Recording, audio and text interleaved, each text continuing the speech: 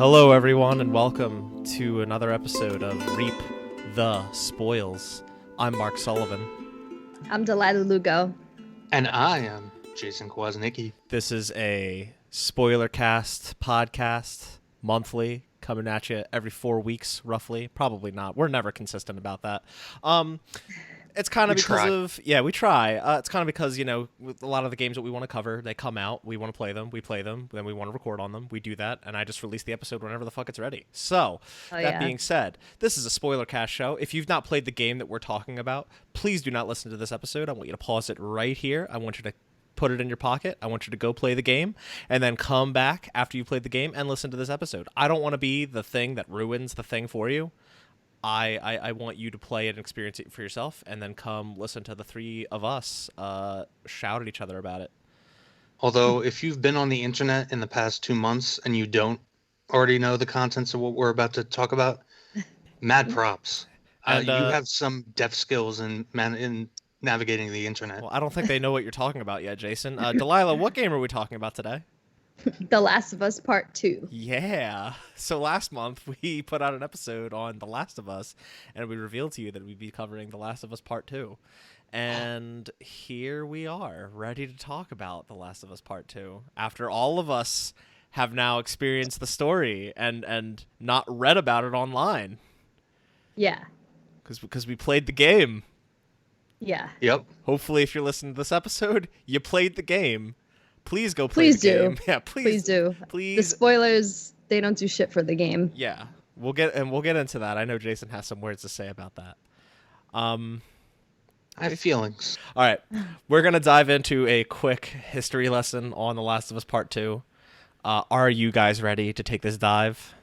Yes. I'm always ready. Jason's always ready. All right, let's go. So development for The Last of Us Part 2 actually began in 2014, shortly after the release of The Last of Us Remastered. I don't know if we actually covered this in our The Last of Us episode, but The Last of Us came out in 2013 for the PS3. The game was re-released as The Last of Us Remastered in 2014 for the PS4, something I didn't think would happen because A, it was a flagship title for the PS3, and B, PlayStation Now was a service they were trying to introduce, and one of the flagship games for that service was The Last of Us. I figured that would be their system seller, so to speak, for getting people to subscribe to PlayStation Now. But we got The Last of Us Remastered on PS4. Reliable sources, Mark Sullivan. So, development for Part 2 began in 2014, shortly after The Last of Us Remastered was released. We didn't hear about it until PlayStation Experience. Hey, guys, remember that? Yeah. Oh, yeah. Yeah. When it was fun. When it existed. When it existed. I miss it so Yay much. old times. Yeah. So PlayStation Experience 2016, typically that happens in December. So this was December 2016. Very end of the year, they revealed The Last of Us Part 2. Motion capture recording didn't begin until about midway through 2017, and the entire studio of Naughty Dog shifted to work on the game in August 2017 after Uncharted: The Lost Legacy shipped. Still haven't played that. It's a very good game. Maybe a good idea for a future episode of Reap the Spoils. I don't want to play it, but God. So, August 2017, the entire studio of Naughty Dog shifted to start work on The Last of Us Part 2. A new trailer for the game was shown at Paris Games Week. I believe that was October of 2017, which showed a scene in the game. We won't go into it yet, but it showed a scene featuring unknown characters that we got some names for. One character we did not get a name for. And I just remember when this trailer came out, it kind of sparked a huge conversation amongst a lot of games journalists and people on Twitter talking about just the portrayal of violence, because it was a very graphic, brutal trailer from a very graphic, brutal scene, and I just remember it really it kind of upped the ante of violence from the first game quite considerably. I remember that being a big point of controversy. Yeah. Gameplay for the game got debuted at E3 2018, Sony's last E3 press conference that they've put on 2 whole years ago. Yeah, with the flute. That was for that was afterwards, but for this game specifically, they started the press conference in a makeshift church and had the composer of the music, Gustavo, up there playing a song from the soundtrack on his banjo, which was really, really cool. But we got the gameplay debut there, and shortly after that, I want to say within a few months, Jason Schreier, at the time at Kotaku, reported on crunch culture at Naughty Dog and kind of did a big expose on how crunch was affecting the studio within. Right. They've been some naughty dogs. which is a much bigger issue, obviously, than just that studio. Yeah. There are many things to say about crunch. Not that we'll get into that this episode. But apparently, like over the course of this development, there was like 70% turnover, something crazy like that. It was it was speculated and assumed that after Uncharted 4's release, there was a huge amount of turnover. Nothing for that, as far as I know, has been proven. It's just it's high numbers, maybe not that high. It's high numbers, and their sources told him in his expose, so to speak. After that, the game got a release date, scheduled to release February 21st, 2020. That a month later got moved to May 29th.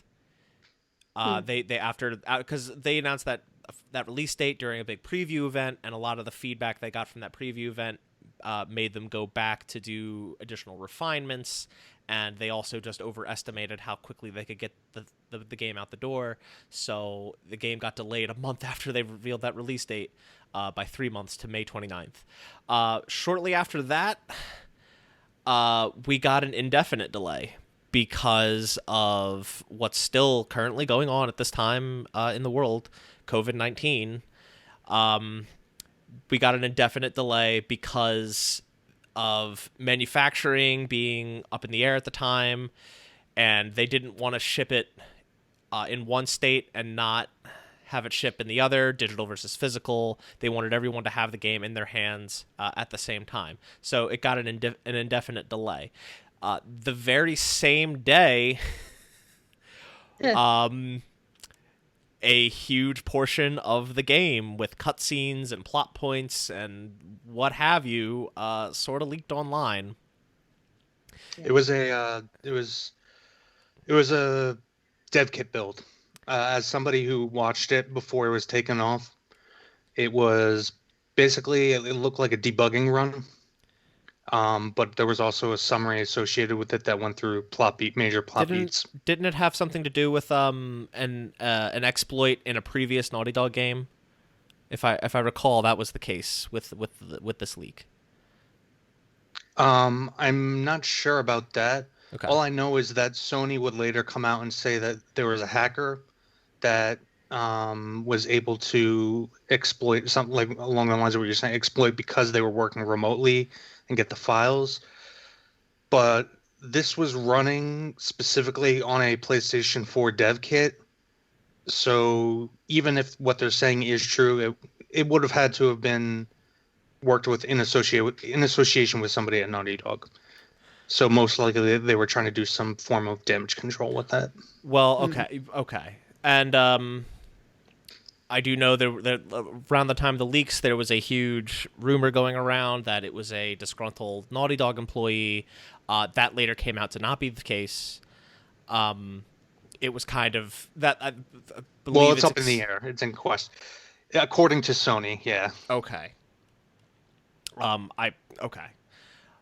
regardless, yeah, large portion of the game got leaked. And yeah, we'll get into it, but it kind of soured a lot of people's opinions on this game. But Yep. about 3 weeks after the indefinite delay announcement, the game did get a definitive release date of June 19th, 2020. And so it came out, and so we all played it. On Father's Day weekend. Coincidence? Right? I've actually heard a rumor from somebody who, well, from a YouTuber who has sources that have, from my experiences, been 100% right regarding things like the full plot of Star Wars: The Rise of Skywalker, like 6 months beforehand, and other such things, that the target release date was actually always going to be June 19th, specifically to land in on Father's Day weekend. It's actually a trend that you see a lot in entertainment recently when fathers are killed and or fathers do really terrible shit.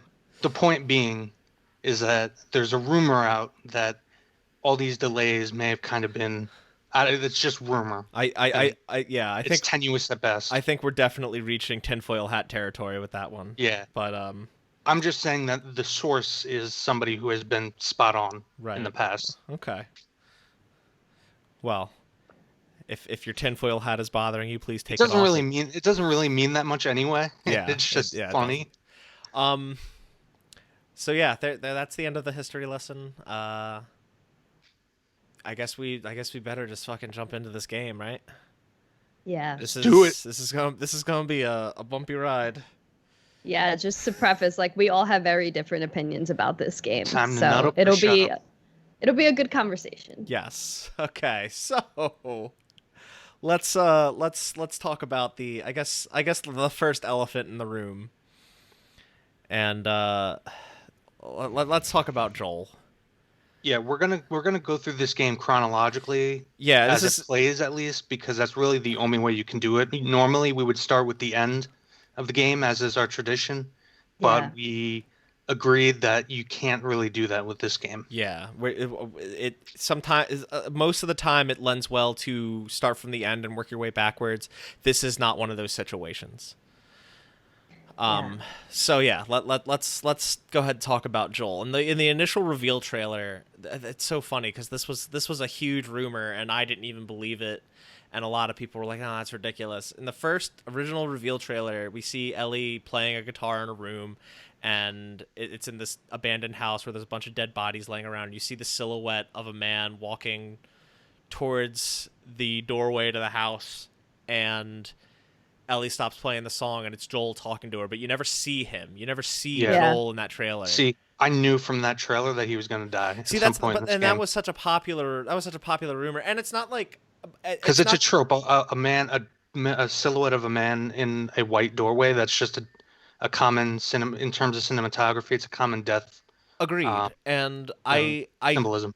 I wasn't surprised. I wasn't necessarily surprised to see that he died. I didn't think that it was going to be the situation that a lot of the rumors were saying, where he would be haunting Ellie and she would be imagining him and going crazy. Like that was the rumor I read about for like the next year. God. That was like the rumor I read about for like a year until we got another trailer, and I just thought that was kind of ridiculous. But yeah, so Joel. Okay, I figured he would die, not just from the trailer, but just from like what I suspected, and he did. But 2 hours into the game, or maybe even less than that, maybe an hour, pretty early into the game, he died. And then the rest of the story, even though he's dead, is still about him in some way, shape, or form. So even if you know he died and that's what stopped you from playing this game, just know there's more to Joel and Ellie's story. In fact, this whole game is about Joel and Ellie. And it concludes their saga together. The best parts are the ones with Joel, because Joel is the most consistent character in this game, and the one with actual stable character motivations, and probably the best part about him is, and I mean, we don't really see this until the very end of the game, the very last flashback, where he doubles down and says, "I would fucking do all that shit all over again," from the end of the last game. He remains true to himself, even when he's about to get killed. There were like minor things with Joel, like um, very nitpicky things that I won't get into, like No, him making the guitar joke. Having had a lot of friends from Texas and the Deep South, nobody, if people from the Deep South think that when Northerners and people from cities make those jokes, they see it as like a redneck insult. And that's just a factor of the people who made this game are from the Bay Area. They have fucking no idea what people from the rest of the country are like. wait, what joke are you referring to? In the beginning, he comes in and he's like, Ellie, this is what we used to call a guitar. I think, well, okay. No, nobody from this. I've had this I experience think firsthand. he was just trying to be a funny dad there. I don't think I get that, but people from who work at Naughty Dog wouldn't understand that that's not a joke. They see that as an insult, but that's a nitpick. I think that overall, is an extreme nitpick. Yeah. Yeah. Overall, I'm saying Joel is the most consistent character, except in the way that they executed his death, which is extremely contrived in multiple ways. Well, okay. Let's go into that. I do want to go into that. So what do you mean by contrived? So you have the elements of it going against his cautious nature, which is something that we expect of him from the first game, but it's also something that's reinforced in this game in the flashbacks. When he's accompanying Ellie, and also when we see him getting on Jesse's case regarding the patrols. We know that Joel is regularly going out with Tommy on these patrols. You know, they're regularly going out to defend Jackson. So it's not like he's just been sitting on his ass. And you made an argument in like our private chat that, well, it's 4 years. They've been in this town. It's very likely that he could have changed. And that could have been a feasible argument. The problem is you have to show that in the story. And they showed the exact opposite. So when Joel encounters Abby, and him and Tommy and Tommy's very similar in his cautiousness, and him and Tommy immediately go, "I'm Tommy, I'm Joel. Hey, let's go back to and Abby says, well, we have this mansion and all my friends are there and it's fortified. And they go, okay, let's go. So, by the way, do you want my social security number? Do you want my driver's license? We got a place down the hill. All right. So I hear that. I think for that part, Abby was Ellie's age. And I think that is what made him soften up about her. Like maybe, but it's also extreme. It's not just that. When I say all the contrivances, it's extremely contrived that Abby just happened to run into Joel and Tommy. And so Joel saves her, and there's so much. It just happens that Ellie encounters upon the mansion where they're at. There's so much contrivance. All right, so I gotta jump in here. There's a few things I want to say. Okay. Okay, so let's. I'm trying to think of all the points that you made, and I'm trying to double back to them. So yeah, I did say. I did suggest. Yeah, it's been 4 years. Joel as a person, we even saw him soften up by the end of the original game quite a bit, particularly after the event in Winter. He was becoming more of a softer character, especially towards Ellie, because their relationship had progressed to that point where it was like a father and daughter relationship. And that was still them out in the world. Not like in a cushy community where they're well protected, well armed, and have a bustling, thriving community of who knows how many people, over 100, maybe hundreds of people. But he still tortures those two guys to find Ellie. He still kills a Marlene. That, right. I'm saying he still kills a Marlene. You know, but I'm saying it's after. Different. Okay. I'm saying after that though, and yeah, killing Marlene. Yes, he knew that she would come for them, so he killed her. But even before that, he was softening up, and then they go and live at Tommy's for the following 4 years in a safe community. Now. But these are strangers in military garb. Okay. Now hold on. Tommy is the leader of that community, right? Or he is a leader of that community. He was with Tommy, and Tommy's the one that introduces himself. Tommy being a significantly less hardened person. And we've seen that. That was even established at the beginning of the first game when he wanted to help the family that was walking on the side of the street. He wanted to help them. Joel didn't.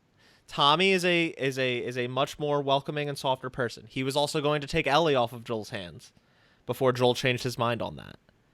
Tommy's the one that introduced himself. Joel followed his lead, introduced himself. Now, there was no reason for them to think that these people were looking for them. Why would anyone be looking for Joel? What did he do? I mean, we know what he did, but like that's his logic behind that. Okay, so just to reiterate, so that you in fairness you can respond. Mm-hmm. So like Abby just happening upon Joel. So Abby, yeah, sure. That's a point of convenience for the plot. They did get a lead that's where he was. It makes sense that they were there. It is kind of luck would have it that everything just falls right into her lap. Here's this guy that I'm searching for out in the wild doing a patrol, and good, he walked right into our lap. Now they didn't know that was him. She didn't know she was leading him into a trap. I've seen this argument that he just unknowingly walked into a trap. No one knew that's what that would become. Abby didn't know it. Joel didn't know it. Nobody knew that would just conveniently work out that way. And sure, we can label that as a contrivance because it just happened to be that lucky that happened to happen. But no, it's not like anyone knew. It's not like she had this intel that he was out and about in the wild. So no, but she knew where Jackson was. She knew where their settlement was, and she was going towards it by herself. And so she was going in that direction. And so it's likely that if they're on patrol and she's going in that direction, they're bound to run into each other. But the only reason it happened the way it did is because she was getting chased by a horde, which was like the first time we saw a horde in this entire series. Yeah, and also, and that is something that I will agree. I've seen this argument online too. They've been doing constant patrols around Jackson, killing all these zombies. How this massive horde of infected. Yes, that was another thing I was going to bring up. I will agree with that. That's very much just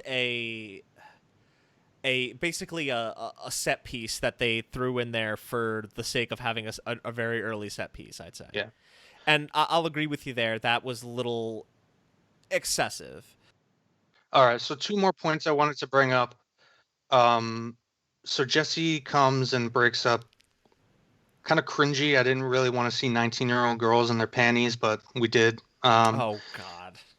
It's not that bothering. I don't need to see it. You can just imply it. I agree with you only because I see Ellie as a little girl still. Like I still have I feel like I'm Joel and like she's my daughter. Yeah, like I wouldn't want to see my daughter like weird. that. So I feel that.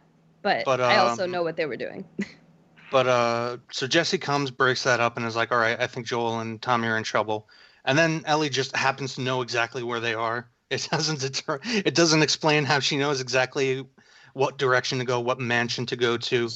Because it's obviously not the patrol area they were supposed to go to, so how she would know where they are. I think she was scouting on the binoculars when Dina pointed it out, and she scouted the ski lodge and the clock tower in the binoculars before. I don't remember that. Then maybe that's true. That maybe not. I don't know. But then probably one of the most important parts, which is sort of touched on later, but not really, is the fact that they just fucking leave Tommy and Ellie alive. Okay. Like, what? So it's basically like we need to have a story for the game, so they gotta be alive. No. So we even get in because Abby's companions wanted to kill them. Manny did. Yes. Yeah. Abby, throughout her section of the story, shows that she is not a heartless person. She has some compassion. That's going to be a point of contention. Okay. I never at any point felt any empathy for her, and that's fine. You don't. She was a monster. You don't necessarily. Wait, what? What was that last part? She was a monster. It didn't matter who was in her way. She relished in killing people. Even if it was people that she had fought with. I guess we will debate on that later. But there was no the two of them didn't do anything to hurt her. So why would she kill them? If her moral compass is in any direction of being good, they didn't do any harm to her. So why kill them too?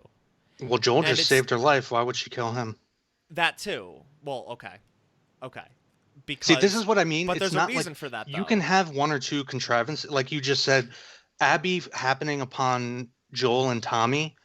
Like if it was just that, it's no problem.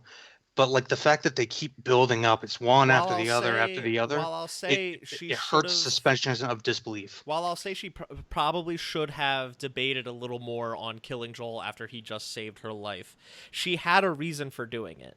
She had a motivation. She came She there did. to kill him because And he. this is gonna come back. One of the major things I'm gonna touch on is structure and how this game's story was structured, and this is mainly a function of that failure. But Okay. go on. Yeah, so like she had a reason for killing Joel and she came there to do it. He saved her life. I think she should have debated like is he really as bad as I think? But I don't fault her for not debating that because she killed her father and she wanted revenge for that. That's what She and that's It's really. basically got Oh, sorry, super Delilah. swole just to kill Yeah. Joel. Like her entire, she could not even have sex with Owen because she wanted to kill Joel. Like her literal sex drive was gone because all she wanted to do was train to become this killing machine. Unless of course Owen brought up torturing Joel, in which case she was ready for that dong. Probably, but So anyway, That's literally what happens. But I think it's important to keep in mind that if you're playing through this game without any knowledge, at this point in time, you ostensibly, I mean, it's kind of obvious, even if you didn't read the leaks, but ostensibly, you don't know why Abby is doing what she's doing. yeah, you don't and to me so the only just so the audience is aware, the only person that knew the leaks in the story going in was Jason. Delilah and I went in as blind as we could. mhm. And to me, like that created intrigue. To me, I had no idea who this character was. I have no idea what her motivation would be for killing Joel. Hell, I thought it was like maybe some secret daughter from like before the first game started that he just like abandoned or some shit. Or maybe something from before the first game started, like some other event where he killed someone important to her and she was seeking revenge. I had no idea and I wanted to me know. Me either. I went into it and I suspected right off the bat when she killed Joel. I was like, he killed somebody. And even I did a blind playthrough of this on YouTube so you could see my like raw reaction. But I was like, okay, he must have killed somebody. It could have been, somebody that was pivotal in the first game. It could have been the doctor. Like I assumed that right off the bat. You'll see me assume that right off the bat. I'm not making this shit up. It's on YouTube. I assumed it was the doctor because he was the only other important person that wasn't killed off or like sanctioned or whatever. And I was like, or it could be a random NPC and we don't know because he killed so many people in the first game. By So the way, fun fact: they race swapped the Doctor. He was black in the original game. I don't think so. No, he Yeah, was white. he was. He was I'm black. pretty sure he was white. He was white, black. and also Look at there's cutouts of him in every pharmacy, like those little cardboard cutouts. That's his face. It was his face in Left Behind. It was his face in this game. There's a little detail that I noticed playing my second time around. I don't know. I was literally watching a video the other day and he was black, but okay, whatever. It doesn't matter. We'll check it out after this, and if it's not the case, I'll just edit this part out. All I know is as soon as I saw his face, I was like, "Oh, that's the doctor." But before Elwin was like, "Oh, hey, doc," you know. Speaking, and while we're on the topic of Joel, and speaking of that scene, yeah, the game begins with Joel retelling what happened at the Firefly base, and this is something I really hated because it retroactively changes the story of the last game, whereas the last game ended on a nuanced point where you could make, and if you listen to our past discussion of the previous game, I made the argument that what Joel did was actually in that situation the moral choice, because Ellie did not have any agency in the situation. Right. And what the Fireflies did was it was utilitarian, like they had noble aims, but in the end what they were doing wasn't moral. It completely retcons that. It depicts it completely and it depicts Joel completely in a villainous light, for the purposes of the story they're trying to tell, and the character arc they're trying to put Ellie on. In the sense that he's retelling this to Tommy and feels some semblance of Well, guilt for it. Not just that, it's also the way the doctor behaved. Like, that's not what the doctor says when you walk in the room. Yeah, actually, in the original game, if I recall, it is. If you don't kill the doctor, he stabs you. He just calls you like an animal and runs at you with the knife. No. You have to kill the doctor. Yeah. You have to kill him or he kills you. Okay, but also no, that is what he said. He does say, like, think of all the lives this will save, and what he says, he does say in the old game. And even if it's slightly different, like, in the situation that they tried to pull with this game, you kind of have to. It's the same thing where, like, some people were saying, oh, the whole killing the doctor thing is extra funny if you, like, did it with a flamethrower or with an arrow. But you have to go back and semi-retcon it to regulate it if you're going to have it intrinsically core to the plot that you're trying to tell. But it also leaves out the nuance of it. It leaves out the context of it, which I find problematic. I don't agree with that at all. I don't agree with that at all. How does it leave out the context of it? Because the context was that it's not like the Fireflies were going to wait till Ellie wakes up. And this game throughout it seems to insinuate that Ellie knew she was going to die, which Ellie had no idea what the fuck was going on at all. She was she never was even awake from the time they arrived at the Firefly base this game to the time they left. Ellie knew what was going on. Are you referring to the first one or the second one? The first one. Okay. But in the second one, throughout it, it's implied that Ellie knew the entire time that she was going to die. I don't agree with that at all. I think she just knew that. I think she could just tell, as we kind of assumed she could tell, that Joel was not telling the truth and he was hiding something. I don't think she knew she was going to die, but I definitely think she knew that he wasn't telling the whole truth and wanted answers, and she proceeded to go get those answers. But I mean, again, this comes back to the debate of did the game need to have a sequel? But that's irrelevant. And don't worry, we will that will be a very, very, very ending question to this whole spoiler cast. We will get there eventually. I did want to go back to one of the points. No, it's okay. I wanted to get this out there while it is on my mind, because I remembered the point I was going to make earlier, where you mentioned Joel is still, like, overprotective and whatever. Like, he's still a very cautious person, but he's not universally. He's a cautious person whenever it has to do with Ellie and Ellie alone. Whenever he's being hard on Jesse, it's because she's going out on patrol with Ellie, or he's going out on patrol with Ellie. Whenever it's her going out and doing anything, it's because it's her, and he doesn't want anything to happen to her. That's where his caution is. His caution is, as a father, he doesn't want anything to happen to his daughter. He himself is not really a cautious person in this game, or in the glimpses that we see of him in this game, which just goes back to what I was saying about him not being as cautious because he's letting his guard down, because he's so well guarded in Jackson. Everyone is. It's just his daughter, Ellie, he doesn't want anything to happen to. That's where he puts his dukes up.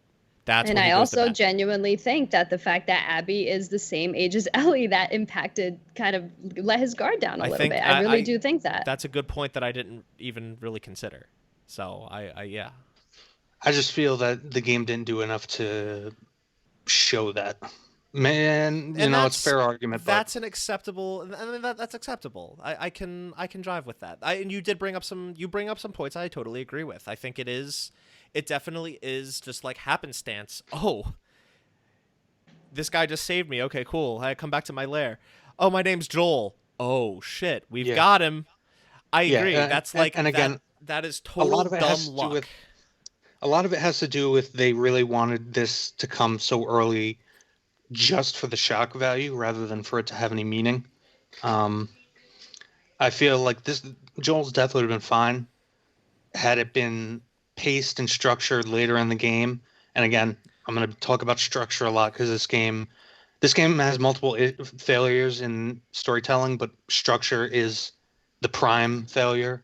I mean, we can start. Go ahead, Delaila. Sorry. No, I was just going to say, I felt like a lot of the credit that they gave to Joel was retroactive. So, like, they showed the action, but then kind of the the relevance to his relationship with Ellie and just kind of like what he did between The Last of Us and The Last of Us 2 is all retroactive. We don't see that until after he's already dead, which I felt worked well. But we can get into it when we get into like other characters. Yeah, the problem is, and those are some of the best scenes in the game. Like the best part of the game by far is Ellie's birthday at the museum. Yes, which is a flashback. Aww. No combat whatsoever.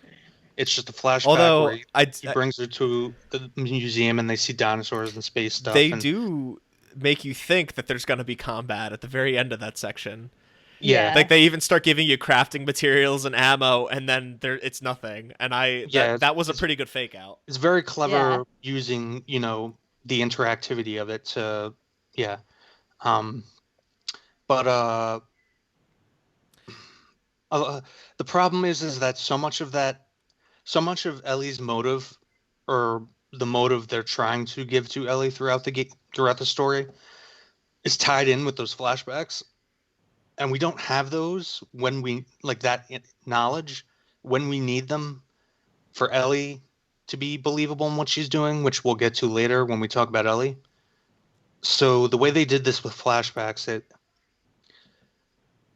overall the game, so much of the game would have been better off in a chronological order. What they were trying to do, just I guess I can praise them for I guess I can praise them for their ambition, and Neil Druckmann actually in like a discussion with Troy Baker and Greg Miller and I forget the actress who voices Ellie, but Ashley Johnson. He says that he drew direct inspiration from Metal Gear Solid 2. Okay. When he was approaching the game. Which, yeah. I don't think he understood, at least I didn't get the impression he understood why Kojima did that and why it worked. I think he did it for very different reasons. Like it on the surface, it's the same. Like you think you're gonna play as one character, but you actually wind up playing as another eventually. Yeah. In this game, it's like more halfway. Like you play as both equally. So whereas in Metal Gear Solid, it was just the beginning. He talks about both Joel's death and switching to Abby, which we'll talk about later. Yeah, I do, because I do want to go back to the whole Metal Gear Solid, because that was something I picked up on pretty early on, especially when I was reading people's opinions on this game. But one last thing I do want to bring up, because I've just been thinking about this, in agreement with how, it is kind of just lucky that they happened into the situation with Joel's death. What I think could have been a little better is if they do wind up infiltrating Jackson and hunting him down, because it would give us more build up to that death, and we would still have no clue who they're looking for until they're there. And Abby needed more of a dilemma, like a moral hesitation in what she's doing. I don't know. Yeah. Okay. Yes. Agreed. I think that maybe that could have been a better execution than what we got, but I'm still not completely unhappy with what we did. And another problem, and I know we're kind of going all over the place, but this still all ties back in with Joel. Yeah. Another thing we needed for the sake of the story, just for character motivations to make sense, because we begin the story with Ellie and Joel on the outs, ostensibly. If they're on the outs, why the fuck does Ellie get she all of a sudden goes from seemingly not giving a fuck about Joel to, well, no, we know I'm that's going not to true. go on a Rambo death rampage. We know that's not true, though. Because at the very end of the game, we find out what their last conversation was. They weren't on the outs. That's at the end of the game.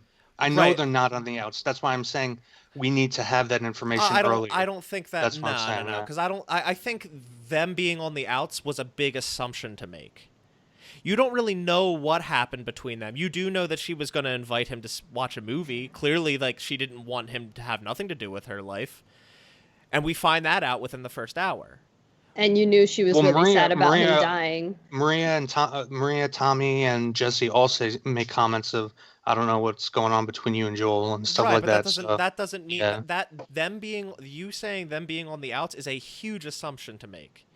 And it's pretty much disproven within the first hour of her saying, I'm probably going to invite Joel over to watch a movie. Like, clearly they're not on the outs in that case. And that happens. That's also I believe that's like that doesn't happen automatically. That's only if you go into that house to look at the video. Sure, but that's still something. And that still means that assuming that their relationship is on the outs is a massive assumption to make based just on the fact that I'm she's just a going little off the mad at him. dialogue that the characters I know, say. I understand that, but that's still a really big assumption. There's like 15 different scenarios that could have happened, and there's like 15 different ways that could be interpreted. And there was several ways that it was executed. Like, so I'll just say this from the last episode that we recorded when we were talking about The Last of Us, my biggest thing that I wanted from The Last of Us 2 was that conversation between Joel and Ellie. Yeah. Was Ellie going to find out the truth? How was the conversation going to happen? What would Ellie's reaction be? And we had 4 different moments of those or 3 or 4 moments of those conversations that weren't completely fleshed out until the very end of the game, because Joel was still kind of holding back and not being completely honest, and Ellie wasn't giving him any pushback for that. So I kind of really like that. It took the entire game for me to figure out her feelings about that. And it was a roller coaster. She hated him for it, and then she came around, you know? And that's a very real reaction to have, I think, to that situation. And one more thing I do want to say on structure. Because I know, Jason, you wanted a lot of what we got throughout the game more up front, but I don't really want up front a condensed version of the past 4 years thrown at me. Well, I see, and that's why I think those. Go ahead. I'll get to it later when we talk about other stuff. Okay. But I would not have told the story in that way at all. Okay. In fact, I probably wouldn't. I probably wouldn't even have touched on that, because you don't even necessarily have to interpret it as Ellie even cared that he lied, because I think everybody assumed that she knew he lied, and it's a fair assumption to make from the look on her face. Sure. But like I said in our last discussion, I think at least my interpretation from the previous game was that she didn't really care that he lied. Okay. But I wouldn't have even touched on it. I wouldn't have even had the story related at all to the consequences of that particular. Like, it could have been something else from Joel's past, but which thematically makes sense. Well, I think if you're gonna past had consequences. If you're gonna continue the story of Joel and Ellie, that is the biggest thing to speak to. Yeah, because if they didn't, then you would just assume Ellie's an idiot, which she's not. Right. It's not even assuming she's an idiot. It's assuming she doesn't care because of her relationship with Joel. I don't know. I don't see anyone not caring about that. Because she's already seen in the previous story what he did for her, what he's gone through and done for her. Sorry. I think you can love someone and be upset that they lied to you about something so extreme, especially when it involves your own body. Like, literally her entire existence could have changed the course of the world. And I just don't think that's something that can go unexplored. And I don't think it's something that needs to be like, oh, she didn't care, she cared. Like, she has to care about it. Whether she comes around on it and forgives him or doesn't is kind of what this story is exploring. Again. And that also goes back to, like we mentioned earlier, like that goes back to the argument, was it a story that needed further exploration? But I'll just say, I could have push on. Sorry, real quick. I could have done without The Last of Us 2. The Last of Us would have still held so much weight, but because they continued this story, the way they continued it, I think was done well. Like, even though I didn't think it needed to happen, it happened, and the way it happened was fine for me personally. We'll talk more to that later. I think we do need to push forward a little bit. Okay. All right. Let's go ahead and I think we can safely move on from specifically talking about Joel. Are you guys clear with that? Good with that? Yeah, Joel. I will say he was the best part of the game, but that's not necessarily a great overall. Okay. It's not a compliment from me personally. All right. One thing I want to talk about the Abby's motivation. It was the fact that the doctor that was going to perform the surgery on Ellie was Abby's father, and Joel murdered him to save Ellie. And I personally thought this was a really effective twist. We don't find this out until midway through the game when it does shift from you playing as Ellie to you playing as Abby. And we find out that we start as Abby in this zoo in Salt Lake City, and her father is like helping a zebra, and you find out that he's the surgeon that's going to perform the surgery on Ellie. And what's so funny? I was just I literally found the zebra scene laughable, but never mind. It was so sad. Why was the all right? No. Why was the zebra scene laughable? No, it's just the actor that they chose to be the doctor. He's just in movies and TV. He's always like the asshole character. So it's funny them trying to put him in as like this lovable, affable guy. See, I guess I wasn't aware of that, but anyway, point being was just I felt that was an effective twist. I didn't see that coming. I think that twist is it's an interesting one because it kind of makes you rethink how NPCs and the enemies that you've been killing in the first game and in the second game, like, and the second game really tries to drive this point home because they give all of the enemies unique names, and if you kill one and another enemy comes across their dead body or sees them get killed, they're like, Ben! Yeah, Jess. I'm not gonna lie, that process in this game, it was so on the nose and over the top. It made me laugh. So like when people, you would shoot someone in the leg and they would scream indiscriminately for like a minute, I was laughing because I knew what they were trying to do, right? And I was like, I get it, Naughty Dog, I get it. And you're trying to tell us that there is a perspective. What is cool about it's for me, like, we knew going in from previews that they were trying to make you feel bad about what you were doing.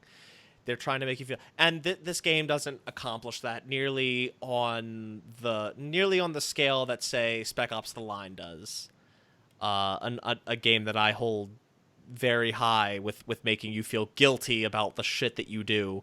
Metal Gear does it better. This game doesn't do it justice. It does not do it well. It gives all the NPCs random names so that you trying to make you feel bad about what you do to them. But really, all it tells me is, wow, their attention to detail is really fantastic. Everyone has their own unique name and everything. Wow, that's cool. It's not something that makes me feel guilty. It's just cool. What did make me feel guilty is when you kill a dog and the dog whimpers. That sucked. The whimpers made me feel guilty. Maybe the first 2 times. The dogs are really frustrating to deal with.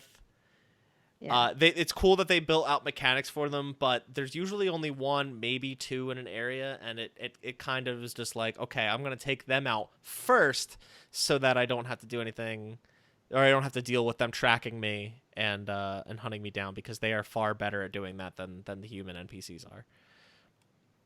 Yeah. But see, as soon as you switched over to Abby, and throughout her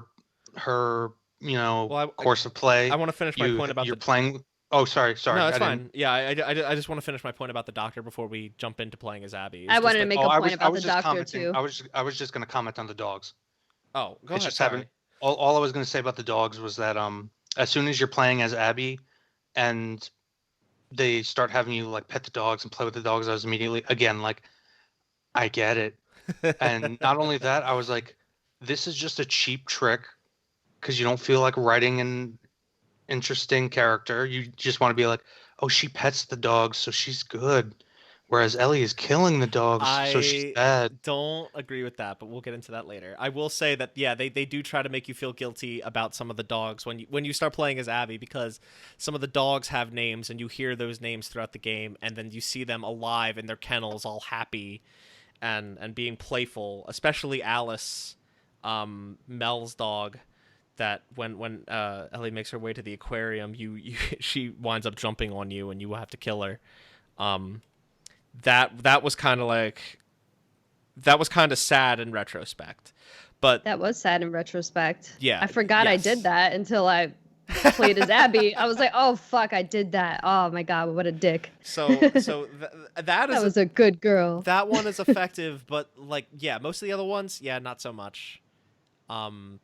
They mostly weren't as effective. Like, they weren't effective. The other point I just want to make about the Doctor before we move on from the Doctor is just that was like the one.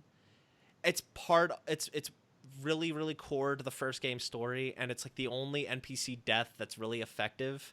And if we had more of that, I would feel better about. Maybe I'd feel differently about, like, you kill a random NPC and someone yells, "Sam, no!" Like, this is like the one and only example of making me reevaluate how NPCs are treated, but otherwise it just kind of, I guess it just boils down to ludonarrative dissonance. That, like, I was literally about to say the exact same thing, is that you are literally tearing apart hundreds of NPCs in this game in the most brutal way imaginable. So it's like, what are you trying to do, Naughty Dog? Well, with the Doctor, it's different because it's not like Metal Gear where there's like a non-lethal option. Like, so you bring up an encounter like the Sorrow, where he throws at you all the people you've killed, but if you don't kill anybody, it's a better way to do a meta commentary on violence in video games. And agreed. But I still think that was still an effective twist, and it still gave our other character like an effective motivator for what she was seeking revenge for. And not just Abby, but the entire wolves, because most of them were former Fireflies, and they all knew that this man was the only person that could perform the surgery to create this cure. And so that's what Abby's crew specifically, yeah. Like, they all definitely have that grudge. Yeah, exactly. So it's not just like, oh, it's Abby. Joel killed some random dad to this girl. Like, he probably killed a lot of dads. It was a specific person that could have changed the world. And that's what made it so effective. Right. And it kind of could make you think, like, well, how many other people are currently searching for Joel, trying to seek their revenge? But again, it kind of boils down to what we've already been talking about. So. Right. So yeah, why don't we just jump about? Why don't we just talk about Abby right now? So here's the fundamental problem with Abby, and this is why I talk about structure. There is a book in screenwriting, and it's ubiquitous throughout the industry. People hold it up as the Bible. It's either called "Kick the Dog" or "Save the Dog" or "Save the Cat." Either way, that is just the title of the book, but it refers to one of the first principles when you're introducing a character. If you want your audience to view that character favorably, you have them, quote unquote, save the cat from the tree. You know what I'm saying? It doesn't literally mean you have them go save the cat from a tree. You have them do something good or noble, because the audience's first impression of a character is going to stain that character throughout, or embellish the audience's view of that character, no matter what you do throughout the rest of the narrative. Our introduction to Abby is her beating a beloved character from the previous game mercilessly, without remorse, without hesitation, after he saves her, and then halfway through the game, right after the climactic moment where her and Ellie are at a stare down, where tensions are ramped up, we switch to Abby, and 3 days ago, we go back in time. The momentum of the game is fucking halted, and Naughty Dog thinks that they can somehow convince us that she's a good character, and only they think they can convince us there's some humanity to her, but they almost like fight to show her as this bloodthirsty savage. It's just it doesn't matter. It's just whoever's in her way, she's gonna fucking kill without abandon. I don't think that Naughty Dog wanted us to think her or anyone in this game is a good or bad person. And I think we talked about this a lot in the last episode, where no one's good or bad, including Abby. Well, she does have like a redemption. she has a redemption arc for sure. And she definitely was kind of bloodthirsty killer in the beginning, because there was a conversation between her and Mel where Mel was kind of saying, you know, we killed all those Seraphite kids. They were kids. They were just kids. She was like, well, yeah, well, they shouldn't have gotten our way. And she had no sympathy, and then later wound up saving Seraphite kids, like former Seraphite kids or whatever. That did admittedly save her life. That did save her life, right.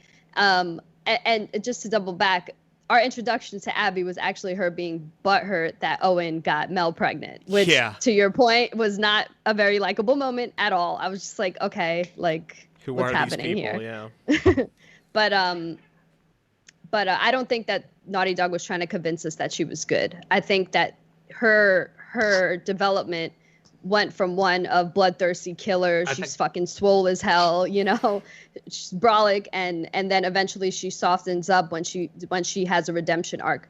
But I feel like that doesn't make me like the redemption arc. Didn't make me like her until she told Lev, "You're my people," because sorry, I just lost my thought.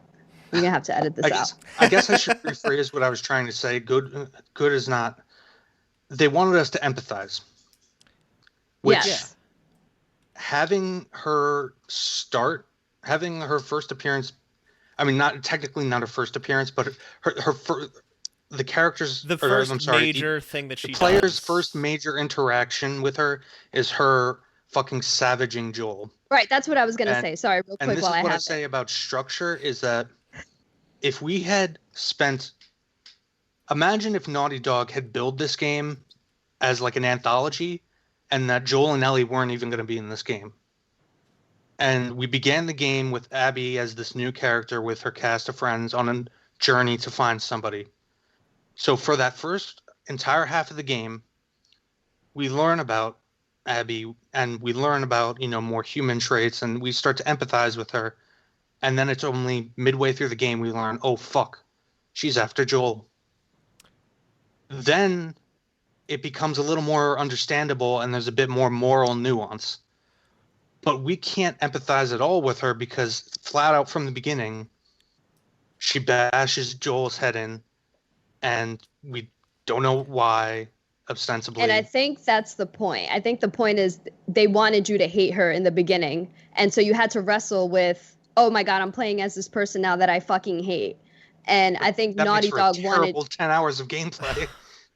I think it does a lot to really it's a very cerebral experience, at least for me, to have to wrestle with that feeling like I hate this person, but I have to play with her and I have to understand her side of the story. And I think that Abby also had development in that initially she was bloodthirsty. She was all about killing. She was a machine, like you said, a monster. But eventually she kind of, after she had her revenge on Joel, she started softening up and wanted redemption for that because she felt empty. She didn't feel any satisfaction from killing him. And so she needed to help these two Seraphite kids. And I feel like that was you going through her development.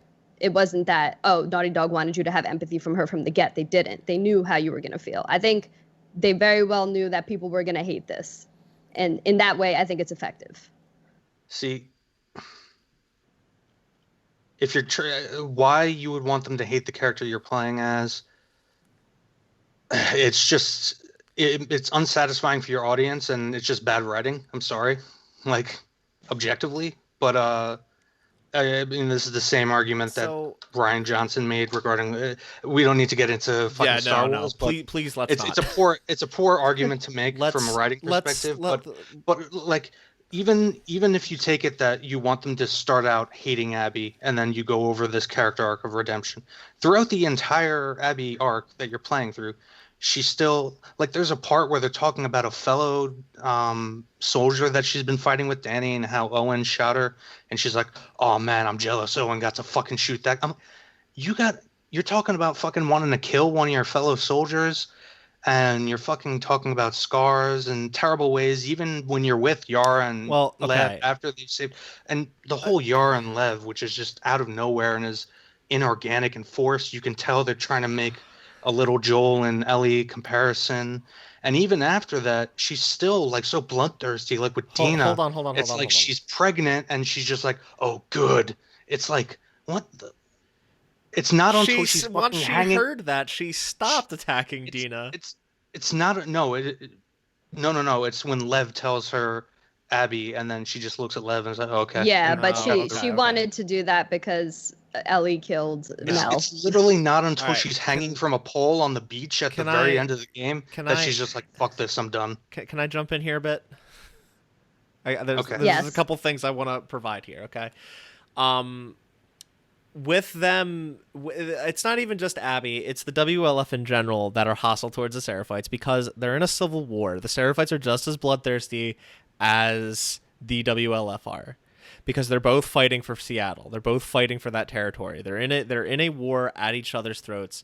Obviously, they're like sworn enemies. She wants to kill them. They want to kill her. But she has no problem killing her fellow soldiers that she's been fighting with as well. It's like whoever That's the fuck because gets in her way. Because at a certain point they're ready to kill her. Yeah, she tries talking to. It's which we'll get into at Isaac. that point. It's basically she tries having a conversation. Yeah, at that point it's basically even self-defense. before that, yeah. It doesn't matter. It's whatever she wants. Whatever she happens. She does not have an issue with her own. There's no point where you were forced. But the problem or is, even given the her opportunity. motivations never make sense. It's just whoever gets in her way of what she wants at that time, she'll fucking kill. It doesn't matter. I don't agree with that. And hold on. Let me continue with some of my other points, just on some of the points we've touched on, because I haven't gotten a chance to touch on any of these. Lev and Yara are I don't think they're forced. They save her life. They save her life. Joel saved her life. Yeah, but she already had something against Joel specifically. He killed her father. She already had something against his scars. Lev and Yara, not specifically though. It's different. It's significantly different. They are not the Seraphites as a whole. Joel specifically killed her father. She obviously have a gripe specifically with him, and clearly the Seraphites aren't too happy with them either. They almost kill them. She watched them bash Yara's arm and to completely destroy the bone. Clearly, they're not on their side either. Why would she empathize with that? Because it's two people that saved her life, and clearly they're not on the Seraphite side. So they're not the enemy. They're very obviously not the enemy to her. But at that point, she really has no friends. She's just killing everybody. At that point, she's already killing WLF soldiers. No, she's not. How? Just because she saved two Seraphites? No. That happens way I'm sorry. You're right. Yeah. So these two are not on the side of the Seraphites because she sees that the Seraphites are very, very clearly against them. And they save her life. She has absolutely no reason to be hostile towards the two of them specifically. And they assist her in escaping, and she assists them in escaping. Well, that part makes sense. What doesn't make sense is why she goes back. And again, back. this goes back to her savage nature. She fucking finally fucks Owen because Owen brings up how she tortured Joel. It's like the only thing that gets her horny. And then she wakes up the next morning and is like, oh, fucking kids, and goes back. It's like, why? She knows like how dangerous the situation is for her. Like, why? I mean, I feel What's like the motivation? I feel like you could try to find. Go ahead, Delaila. No, go ahead. I was just gonna say I feel like her motivation is that she already had her revenge. That's over, and she has this feeling of emptiness. And so she was able to like become sexually intimate with Owen, and she is able to kind of think about her actions a little more because she needs redemption in any which way. Like she has no other reason except I don't feel anything after killing this person that I've been trying to kill my entire life. I need something to hold on to, and that was Lev and Yara. And that's a big theme of this entire game is the cycle of revenge. What does it actually bring? How does it affect the people around you? Abby goes and kills Joel. That sends Ellie on a rampage. Abby got her revenge, right? She wanted revenge. She got it. But now, and that in turn causes Ellie to want revenge against her.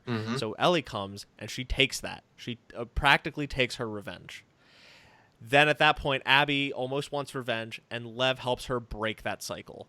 Lev helps that. So she walks away, and Ellie still is unsatisfied.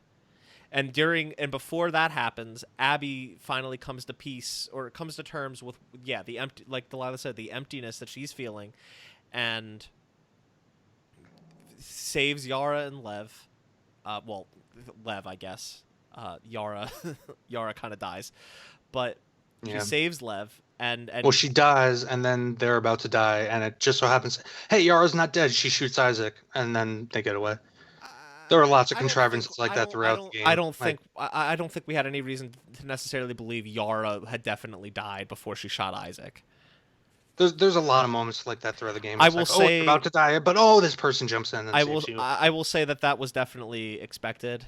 I don't feel that was a big surprise that Yara. It's common that happens in movies. Yeah, and I don't think we can chalk that up to this game specifically for utilizing that trope. No. This game it's not that it's not that just this game does it. I'm just saying, just because it's not just this game does it doesn't mean it breaks suspension of disbelief. It just happens over and over and over. I will say in Ellie and Abby's stories. I will say there are lots of predictable things that happen in this game, but I don't feel that I don't feel that the majority of this game was otherwise predictable.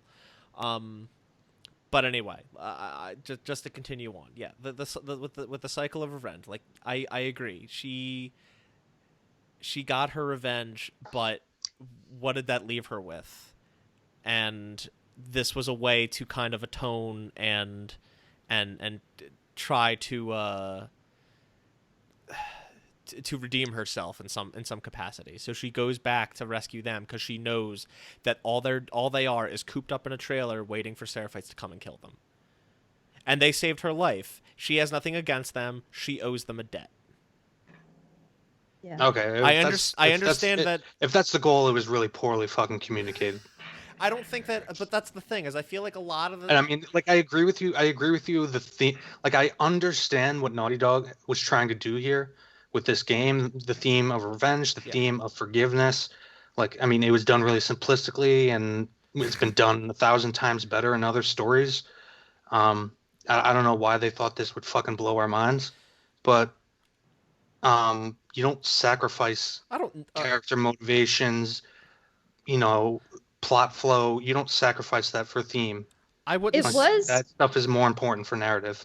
It was discussed because I think Lev specifically kept asking, like, why are you doing this for us? Why are you doing this for us? And she was just like, I have to, I need to. And like, I don't think there really needed to be anything else said except that. Like, you knew why she had to and needed to. You know what she did before that. Right. And yeah, like, I don't think that everything needs to be outright explained to the viewer, to the player, to the audience. It's not about explaining it outright. It's just explaining it well. Well, how would you have explained it? Yeah. I wouldn't have had that storyline in there at all. Oh. Because it fucking comes out of nowhere. But that's not the argument, though. The argument is whether or not it should have been there. The argument is, if that's what we've gotten, how would it have been better told? I would have had the first half of the game be Abby, and then it ends with her getting her revenge, and then the second half is playing as Ellie. And that I actually do like the idea of that, but that would only work, I think, if we didn't know we'd be playing as Ellie. That's what I'm saying. I'm saying you would have had to have advertised the game as opposed to Abby. I think that would. You would have had to have advertised the game as an anthology. It's a totally separate story. But they didn't want to do that because, as much as they want to say they're taking risks, they're being auteurs and artists, you can't have a Last of Us Part 2 without Joel and Ellie because it won't sell as well. I also think they just wanted us to wrestle with the feeling of love and hate when you transfer to Abby, because if we would have followed Abby's story and then she did what she did, we would have just been like, oh fuck, like I like this character and now this happened, versus like, oh, this character did this and now they're trying to make me like her, like kind of how you felt, like why are you trying to make me like this bitch, like she just fucking killed Joel. I think Naughty Dog wanted you to wrestle with that feeling, because in life, and I'm sorry to apply it for life, but like if something bad happens to you, you have hatred for someone, it becomes that never-ending cycle. Whereas if you take a moment to understand why that person did what they did, maybe there'll be less violence. Sure. I think that's the point that he was trying to... But like everybody knows that basic concept going into the story. It's not like a profound lesson or theme. I mean, it's not a profound lesson. Like, I think it's easy to say it, but then the reason why it was structured this way is because it's not just saying, oh yeah, have empathy for people that do bad things, like trying to understand them. It's actually making you do it, whether you like it or not, because you're playing as this character. So you're immersed in that world, in that person. Whereas like you can say like, oh yeah, I can sit down and understand someone that did something bad for me. It's easy to say, but is it easy to do? And this game kind of forces you to do it whether you like it or not, if you're going to complete the game.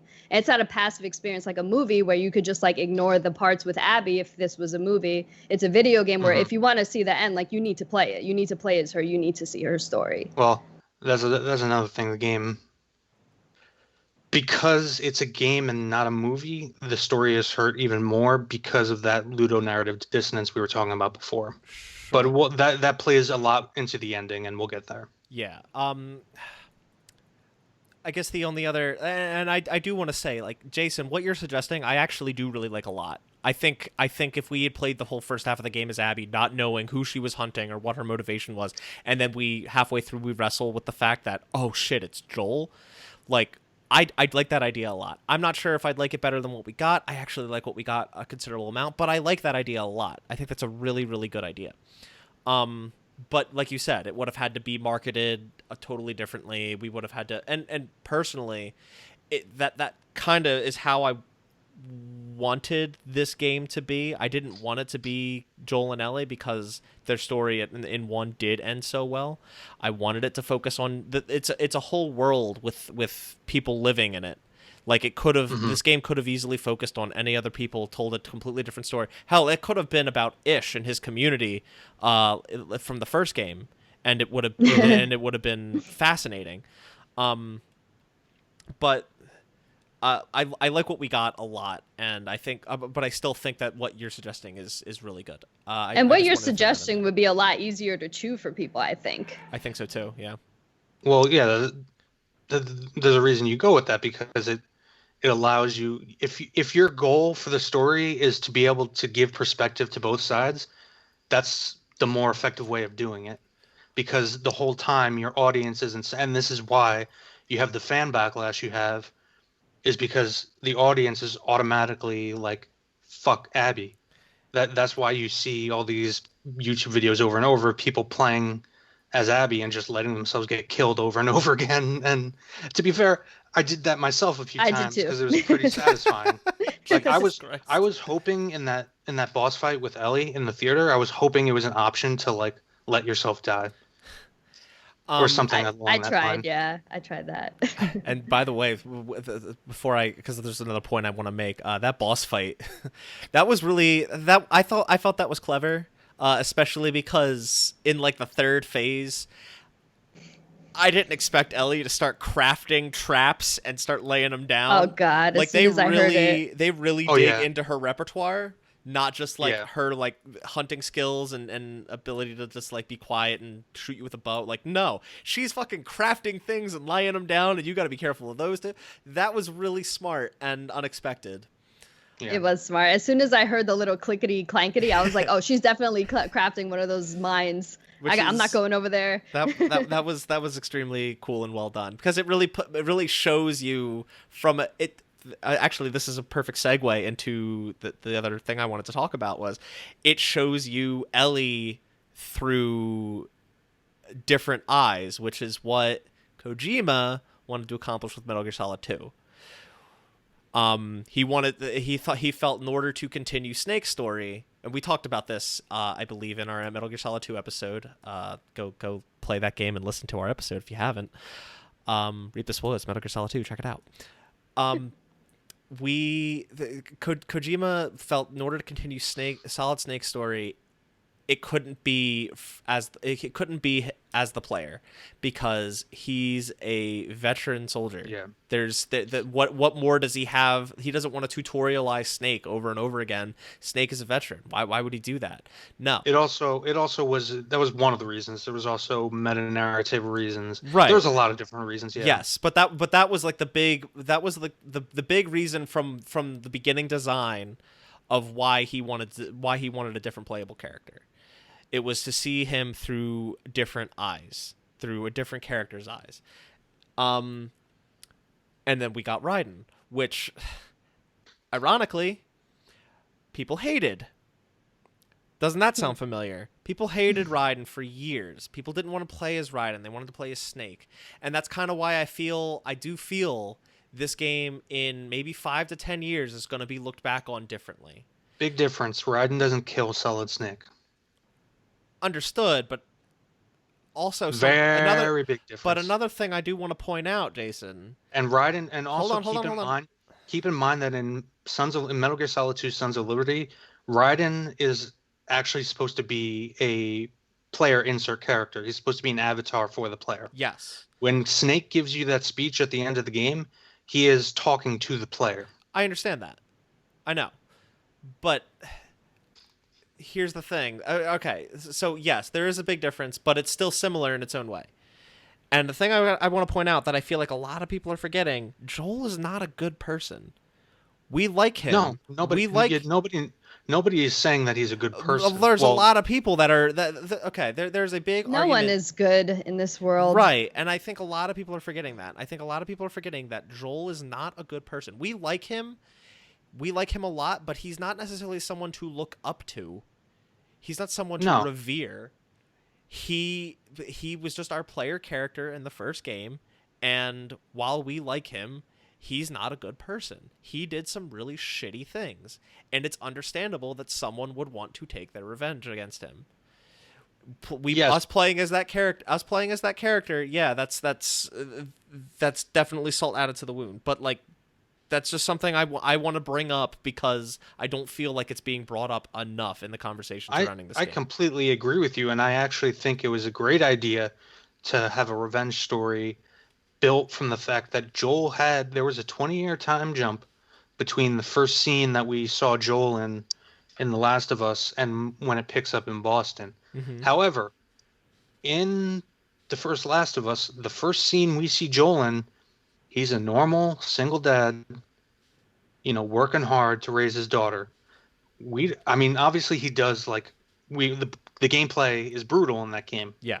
But we don't see those 20 years where he's apparently done shit that gives Tommy nightmares. And we purposefully don't see that. Right. And even when it's implied, but we don't see it. Right. And even when you arrive at Pittsburgh after the hunters try to jump you, and Ellie said, "How did you know it was a trap?" He's been on both sides.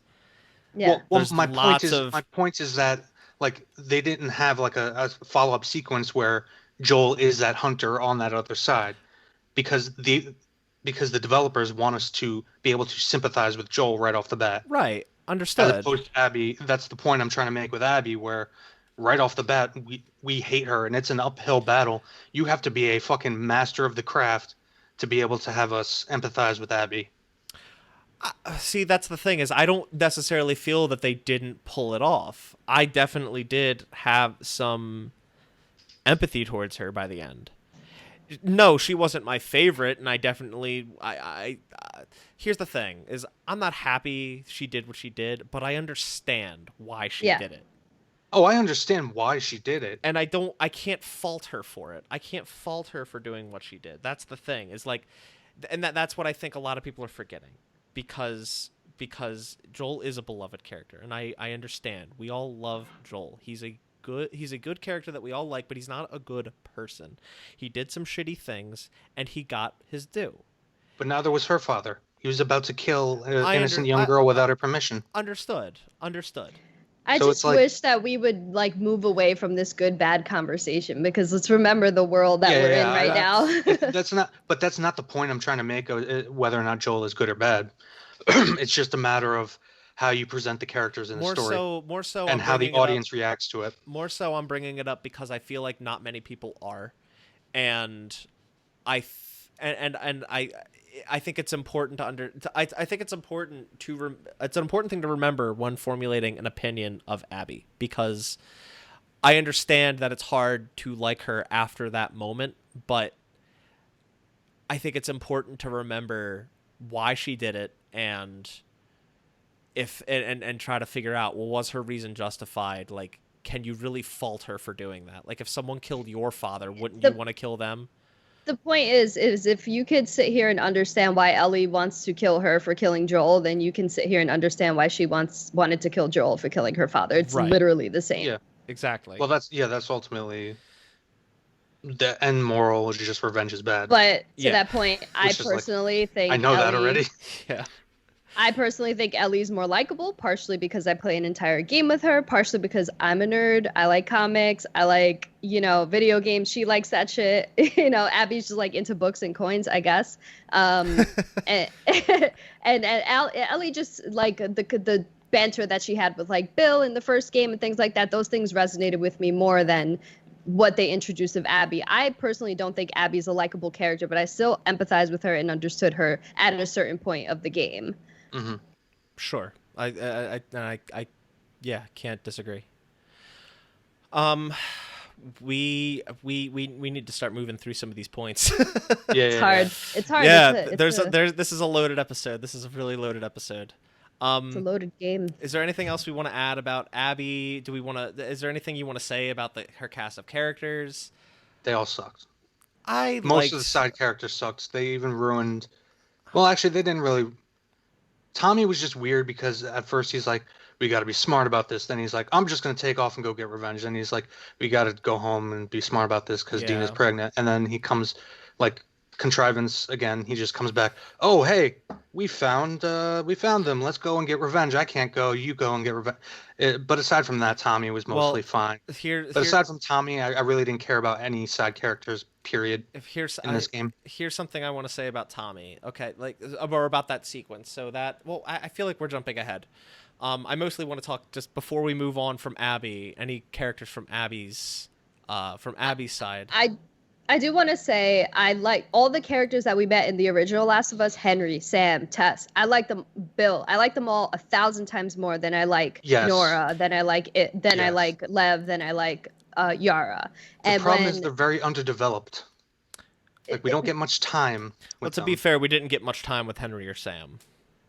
And they were, for some reason, extremely likable in a very short amount of time. And I think that's one thing that the original game did well, is they created these characters. We got a little bit of time with them, and they were still extremely likable. Whereas this game, we got a lot of time with, like, Lev and Yara, for example, and there was really nothing about them. Although there were some elements that I did like that they touched on, there was really nothing about them that if they died, I would have felt sad about. Right. Even Jesse, part of Ellie's crew, he seemed like a nice guy, or whatever that means in this world, but I didn't really. To me, he just seemed like he was just there to get Dina pregnant to create fucking high school soap opera drama. That's literally what the same for Owen. He's literally there to get Mel pregnant and creates high school soap opera drama. That's what a lot of this shit felt like. I don't know. Owen was different because felt like a 90s TV show. He had a storied history with Abby, and I think. Like, he started to grow on me over time. I initially did not like him whatsoever, but he did start to grow on me over time. I really liked Manny, but a lot of people hate Manny. Well, I mean, it's like his only real standout quality is that he just talks about the people he fucks. Yeah, he's a stereotypical Latino man. Yeah. But it's kind of like I thought he was there funny. are a lot of stereotypes. Dina in this game is a Jewish stereotype. There's a lot of stereotyping from like people who supposed to be really progressive. I don't know that it was that bad, but I'll agree with Manny. Like, yeah, definitely, that was definitely a Latino man stereotype. But I still liked him as a character. I thought he was funny and entertaining. And once again, when he got his head blown off, I did not. It was fast. That was the best. That part was so good. Can we talk about that part? Of the Abby section that I liked was when Tommy fucking blows Manny's head off. I'm like, yeah, fucking Tommy, you go. On, I wanted Manny. I just wanted everybody in Abby. That's the problem though. I wanted everybody in Abby's crew to fucking die. I wanted Abby to die. And they pretty much did. I mean, but what made that scene, I just want to talk about that scene, and then we'll go back to like Manny and I'll connect it. What was so brilliant about that scene is you're basically fighting the most formidable sniper you've ever faced. And you're hiding behind cars, you have clickers coming at you, you have shamblers coming at you, you're fighting them, and then you're moving in towards the sniper, and then all of a sudden you're about to open a door, get close to him. Manny's got his head blown off really quickly, and then when you move in on the sniper, it's fucking Tommy. And I didn't know that whole time. It was I completely forgot that. That was one of the few instances that it was like a clever use of the parallel timelines. Exactly. Yeah. I had by that time I had completely forgotten that Tommy was the suspected sniper shooting at them. that we hear about during Ellie's side, and by it's that time, cleverly set up earlier in a flashback. Yeah, which is nice. That's how you do it. Set off, pay off. Yeah, all right. Um, the only other side character, or no, there's two other side characters I do want to bring up. I kind of want to talk about Lev briefly because this is Lev is a transgender character that I don't know that they did the best. I just, it felt like a token. It very much felt like a token. Somewhat. I don't feel like they handled it with as much nuance as they could have. I don't know if you guys know. I have a trans best friend. I am just well aware of their process of coming out and dealing with the things that they deal with on a daily basis. And I don't know that with this character specifically, actively having their old community actively dead name them was like the most nuanced way they could have handled this character. What is dead naming? Using their birth name. Oh, okay. As opposed to the name that they identify I've known trans people, but only like they came out later in life in like college. Yeah. So like, they tended to be very like nonchalant about it. Yeah, and I was talking to my friend about this, and because she like read about the leaks. She doesn't have a PS4, so she wasn't going to play this game. So, but she read the leaks, so she knew what the story was. So we just started talking about it, and I was telling her about this character and how I didn't really feel that it was the best way of going about this in a game like this. I disagree only because I feel like there's a cultural aspect to it too. Like, this is an Asian boy, and I think, like, I'm not Asian, so I can't really speak to their culture, but not every trans person's the same is what I'm trying to say. No, you're not wrong. You're not wrong for sure. I feel like there's like a cultural aspect to it that made it not so like a cultural aspect. And I also think the game didn't want to throw it in your face like, oh, this is a trans character, we're supposed to character that. It was very subtle, you know, and I feel like I like that subtlety of it, because then I feel like it wasn't right. I feel like there were points where they were over explaining things that they didn't really need to. I feel like they weren't giving their audience enough credit. Yeah. And there was some over explanations that I didn't feel were necessary. And also, this kind of ties in with it's not so much the Asian culture thing, Delaila, but especially like the religious aspect of the stereotype. That was more interesting than him being trans, was his like devout nature. Yeah. Even in the face of it, and I felt like they didn't play that up enough. I suppose they could have done more, but I think they did do a considerable amount. But I mean, this game's already, I felt, spread so far out and thin, and the addition to this, I don't even know if I would have cared at that point. Yeah. The other character I want to talk about real quick is I feel like the build up to Isaac was really good, but it was only really good if you were reading the notes and artifacts. Yeah. That's what I hear, is that most of the lore regarding the The WLF. Yeah. And the Seraphites is basically just because I was like, I don't know why the fuck anybody's doing. I didn't read like any of the stuff for this one, just because the characters didn't react in the same way they did in the first one. So I was like, why am I going to bother reading any of this? To be fair, there were lots of stretches where there weren't companions with you. Yeah. So it would be kind of weird to get constant reactions from reading things to yourself. But yeah, it spoke to the lore, but I agree with you. Like, I feel like Ish's story, like there wasn't an Ish moment in this game. Yeah. And, there wasn't. To that, like, I like the notes better in the first game than this one.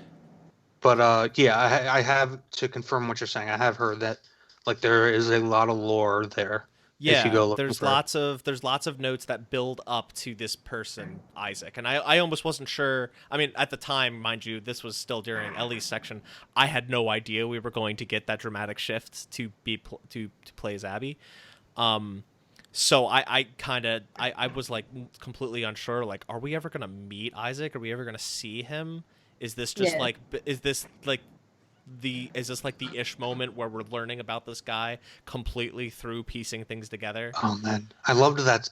One of the few scenes in the Abbey part that I loved was that introduction to him, Yeah. where Oh there's just a God. naked guy in the chair, and he's like, "Keep Yeah. him awake." And That was such a Yeah. fucking epic intro. he was like a pretty good he was a I don't even I hesitate to call him a villain because like really who's a villain Right. like All right. ever in these But it games was but it was just like a Pulp Fiction moment, like I'm about to get medieval on your ass, like. like he was a very interesting good character that did have a really good introduction and had like all like if you really went looking for it like just so much build up to finally seeing him, finally meeting him. It was really cool. Yeah. I'm good to move on if you guys are. We still have a lot to cover. Yeah, I guess let's talk about Ellie, because we haven't really talked about Ellie too much. And I don't know that we have to talk much about like the first half of the game. The first half of the game is her seeking trying to find Abby and finding the other members of her crew, to get to her. And So I'll say this. So in the first game, Ellie, her character, she's very hesitant about. She doesn't like the violence. She's obviously a much more moral character than Joel. We see this in her reactions to, like when you crush heads in the first one. She'll say like, "Oh Jesus, God, Joel." oh, fuck Joel." Yeah, exactly. Like, Yeah. but she's also a very spunky, charismatic young girl. Hmm. And she wants to do good. When she meets characters that are moral, she even convinces Joel, with what is it, Sam and Henry. She convinces Joel to go along with them. something I do want to bring along or bring up is that when they meet Sam and Henry, she introduces herself and Joel, and when Sam and Henry say they have a hideout, Joel says, "Take us there." Just wink, wink, nudge, nudge. No, I get what you're saying. Also, cool little detail. There was a Gundam in the beginning of that. A bit different when it's one guy, and a kid, and it's not like a fucking military outfit. But well, to be fair, again though, they didn't know that how many people she was with. You're grasping. I think everyone else is grasping, but let's move on. But yeah. Can I just make that quick note about his Sam's Gundam being in Ellie's room in the beginning of The Last of Us 2? Yes, that was so cute. I love that. Anyway, there's if you go looking, there's a ton. There's a lot of great member Easter berries. eggs. Yeah. Yeah. A lot of member Even berries. the turning was in there. But, yeah. The reason I say that about the first game is just because, and maybe you could just attribute this as they just meant this as to portray Ellie now that she's more grown up. She just comes off as a moody emo teen. Well, okay. Yeah, that's and hold on. Through most of her story, I felt a lot of people have talked about online how they came to not like Ellie. I just felt confused about what her motivations were a lot of the time. You mean like how a teenage girl feels? No. Confused about how one moment, in the beginning of the game, I'm fucking ruthlessly brutalizing all these people I come across, and then all of a sudden it goes to a cutscene where I'm hesitating to just beat this one girl over the head with a pipe. And a lot of that probably has to do with ludonarrative dissidence. But I don't know. There's also the fact that, like we were talking about earlier, the flashbacks are dished out to you over the course of the game slowly. So the full picture of what's going on between her and Joel pre the beginning of the game is somewhat of a mystery. And I don't know. The thing I have to say about the poll versus her killing people is there's a difference between killing and torturing someone. Yeah, I was about and to so say. she was torturing. Well, she was torturing like Nora. I would have. I think I would have felt better with it had the game in the beginning. She's not as violent in the normal gameplay, and it slowly ramps up over the course of the game. Like, I think they should have taken that into account. But that's also... Because it's not just me saying that. A lot of different people have said that. And this, again, plays into the ending as well, where it's like... Well, so ludonarrative dissonance, it's a hard thing to control, right? And, like, how do you force the player to be less violent until that moment? Well, it's not about being less violent necessarily, like, not killing people. I'm talking, like, in terms of animations, how you depict things. I think that's asking a lot of the game designers and developers to completely have their mannerisms be different before a certain moment, and then change it so that they're acting completely differently, like in animations and stuff like that. Maybe it's not asking too much, but I feel like at that point you're looking for things to nitpick rather than finding things like valid criticisms. Well, I think not that that's not valid. Ludonarrative dissonance is not an invalid criticism. No. I'm not saying ludonarrative dissonance as a whole. I'm saying that example specifically. That was just a suggestion I came off, off the top of my head. Okay. But just saying that I'm just saying that we just are supposed to take these story beats as her like coming to grips with like violence, when it seems that right off the bat, even before Joel is killed in the beginning with all the clickers and stuff, she's fucking become like Rambo since the last game. Well, and yes, it's a video game, but still, it's like... I wasn't even going to say that. I was going to bring up the fact again. It's been 4 years, and she's been doing these things for at least 2. No. I understand what you're saying, but it's jarring. That's what I'm saying when I say I felt like confused, especially from what I know about her in the original. And some of that is dealt with in the flashbacks, don't get me wrong. But it's the way in which they dealt that information out. Okay. I also just fucking hated Dina. God damn it. Oh, Dina's so why great. did so okay, yeah. Well, I hate saying that because my girlfriend's name is Dina, but so why did you not like Dina? What did you not like about Dina? Because a major drive. That's also a major driving point for Ellie. I didn't feel they had chemistry. She was an annoying character. She's constantly going... Again, she's a Jewish stereotype. She's constantly blabbering. Like, she says specific things like, oh, you ought to eat something. And the game even acknowledges that that's a Jewish stereotype. She says, oh my God, that's something my mom would say. Like, well, there is also a point where you go to a synagogue. Yeah, and she magically knows like things that in a post-apocalyptic world. Keep in mind these 2 girls were born after Breakout Day. But she still had a mom that could tell her about these things, and she still could find resources that would read. And she's talking about honey dipped apples, which she also gets the name. It's not Jewish New Year. There's Rosh Hashanah and Yom Kippur, and she would never have had a honey dipped apple in Outbreak Day. I had a load of problems with the synagogue scene. There's Methodist crosses on the stained glass windows in that scene. If you look, it's really weird. But anywho, I think on the surface, Dina is she's the light. You know, she's the only one that's charismatic, and she's charismatic. She's flirtatious. She's fun.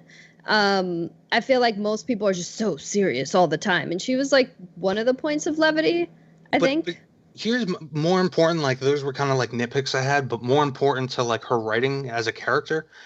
I didn't like her right off the bat because it's very early on shown, okay, so she was going out with Jesse, and then a week later, well, Ellie didn't break bro code. Bro code was broken upon her by Dina. And you don't fucking like, especially right in front of the person you broke up with a week after, go and make out with somebody, especially when it's implied it was a serious relationship. Like she was close with the parents of Jesse.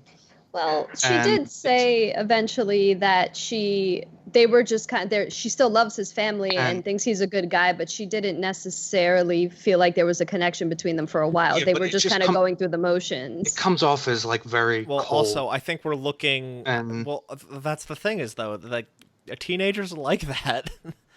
It's not. It's still. How it still many comes people off did as you fucked fuck up. a week later when you were a teenager? No, just kidding. Yeah, We don't need exactly. to answer that. I don't know. I feel like we're nitpicking the writing of teenagers, It's which not are nitpicking. fairly. It's not nitpicking. It's the first impressions of the character. Again, Well, it goes back to sure. it And goes I back also to the save the cat premise. Like it colors how you view the character throughout. that's fair. That's fair. But and if that's ultimately why you didn't like her, that's understandable. It's the same reason why I didn't care much for Jesse. Not that I didn't care. Like he was fine. He didn't do anything wrong. It's just like he doesn't seem to care about anything. Like he doesn't care that he gets cucked. He doesn't care that like he literally is a cuck. Like him and Owen serve. There's a lot of duality in this game. All right. There's a lot of duality in this game. They try to set up so many similarities between Ellie and Abby. Owen and Jesse literally serve the same plot functions for the respective plots. Like they are like the somewhat non-caring. Owen at least like somewhat gives a fuck. Like Jesse does show up because, I mean, he shows up, I guess, for the sake of showing up and giving you an additional. and then he companion. gets shot in the head and nobody even talks about it. No, I mean, that shocked me. I wasn't expecting that. It happened so fast, and I was blown away by that. And then Tommy gets shot in the head and somehow survives. I mean, yeah. technically he loses an eye, yeah, but yeah. I guess that is something I do want to bring up about Tommy, because you mentioned he shows up at their house.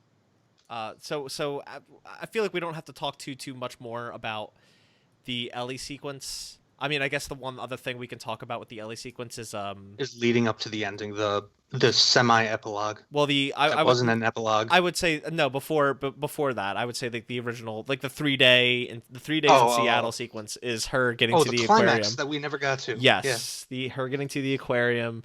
Dog attacks her. It's Alice. Spoilers. You kill Alice. And the map to the enemy location is just conveniently located on the floor. Fact that was left behind is like, really, like, well, that's not great. Lev picks it up. Is like, Abby, you think we should go? It was like a fucking like Hanna-Barbera cartoon. Like I was literally laughing. It was like Scooby Doo. Like yeah, at that moment, I think I also just let out a, oh come on, really? They just left the map there.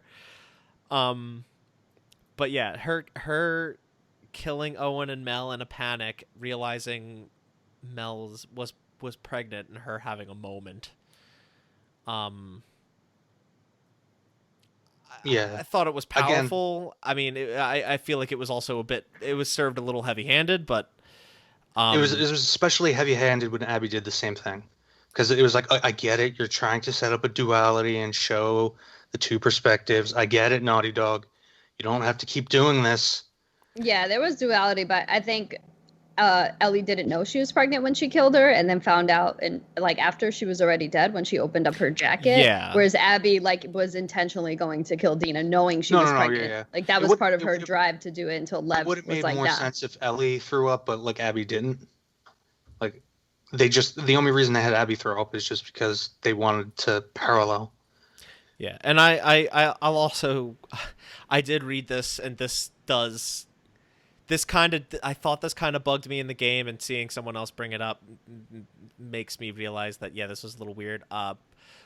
During the sequence at the beginning of the game, you find out Mel is pregnant, and I think she had just recently found out, and yet she's like a couple 6 or 7 months. A couple weeks later, yeah, she's showing. That was a little jarring. And she's going out on fucking combat duty. Well, and she's a medic, so she should know that she shouldn't be going out on combat duty. I think that had more to do with Isaac. And she didn't want to. She also didn't really want to accept that she was that she couldn't be useful or helpful in her scenario. Like, I guess that motivation, you could argue but that it's still awful. It doesn't make it any less worse. It's the same thing with Dina, because she implies that she kind of knew she might be pregnant going out. I think she did it because she loves Ellie, but still. I took that as she suspected but wasn't sure.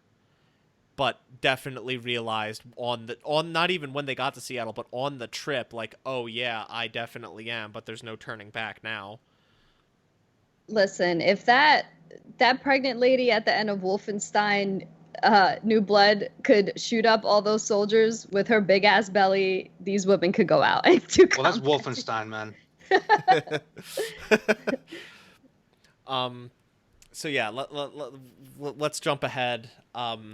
Past the Ellie and Abby fight. Abby almost kills Ellie and Dina both, and Lev kind of stops her from killing both of them, and she says she just lets them go. Yeah. And says, well, that's the better thing. not shoot you again. Earlier, she's like, Ellie's like, just kill me. I'm the one you want. I know why you want me. And Abby says, you killed my friend, or we let you live, and you killed my friends. You wasted it. Yeah. And then there's, the big shebang. They go, they fight. Well, again, Lev Abby beats the shit out of them. Lev brings her to realize that this isn't going to bring anything. This isn't going to bring her peace. This is just going to bring her more emptiness, more pain. So she she lets them go and says, don't come back. Again, I get that's what they were going for. I couldn't. That's fine. Given the characters up to that point, like, I was like, what the fuck is going on here? Like, that's fine. She has like a ravishing smile on her face, so she puts a knife to Dina's throat, and then Lev is just like, Abby. And it's like, she has a soft spot for him. But again, it wasn't believable to me because I felt like it was so forced and shoehorned in. So we jump. It wasn't ahead. earned. That's my problem with a lot of this. It's just not earned. Okay, and that's fine. We jump ahead a couple years, I think. We kind of don't know how much time we jump ahead, but Ellie and Dina get the farmhouse that they wanted, and they're living there. Dina has the kid, and Ellie's suffering from PTSD, and not sleeping well, not eating well. Very clearly, they're very clearly older. I think it must be at least 2 years later. But it has to be at least a year. Because of the baby. Yeah. Yeah. Tommy comes over. Somehow he survives. Not sure how that happened because it seemed. I will agree. He's like Sloth from the Goonies. His eye. Like... Jesus Christ. Like not sure how he survived that, but like sure he survived that. Okay. And yeah, he's just pissed. He comes to Ellie. He's like, Ellie, look, we found them. I traded. I think he traded with some people. Or met some people that had said that they knew that they had seen these people in that area. They traded with them in California, Santa Barbara. And so he goes to Ellie and is like, I can't go, but you can. Go finish this for us. And she almost doesn't. It should be noted that when it's said that when they got back originally that Ellie had promised that she would finish it. Yeah. And she decides that she can't do it. And Tommy gets really pissed. And Ellie then realizes that, she can't let it go. Yeah, Dina essentially lays down an ultimatum. It's, you either leave and I can't do this again. I can't sit here and wait for you to come back or think you're dead the entire time. Yeah. But we in this last portion of the game, like, we get introduced to this new faction, the Rattlers, which just sucked. Fat Geralt. That's a great meme. Just him punching Lev, and Lev fucking his head hits the garage door. Like the Rattlers just sucked. They were just like a biker gang that were taking people prisoner. It was just like, okay, sure. They look like straight out of American Chopper. And I feel like there's like not even anything justifiably good about them. Like they're not not gray. Say they were like the cannibals in the original Last of Us. They were like genuinely, there was nothing good about them. I will say that aside from the Wisconsin parts, and not the winter parts, I mean like when you're at the farm or Jackson in the beginning on the horseback, aside from those parts, the parts in California were my favorite environments in the game. Okay. I really didn't like Seattle. The city sections in Seattle, which obviously is the majority of the game, just because it felt so similar environmentally to the first one. Yeah, I could see liked that. having those wider open spaces. Yeah, the Rattlers, Like in a world where everything is gray, the Rattlers were just straight up evil. Yeah. Yeah. And I would even say, like, you could try to justify the cannibals a little bit by saying they're just trying to survive. It's a really bad way that they're doing it, but they're just trying to survive. Like, there was nothing redeemable about the Rattlers. Yeah, Yeah. even when you killed one of their people, there was no like John, Sally, they just went down and that's it. Like Yeah. they didn't give a fuck.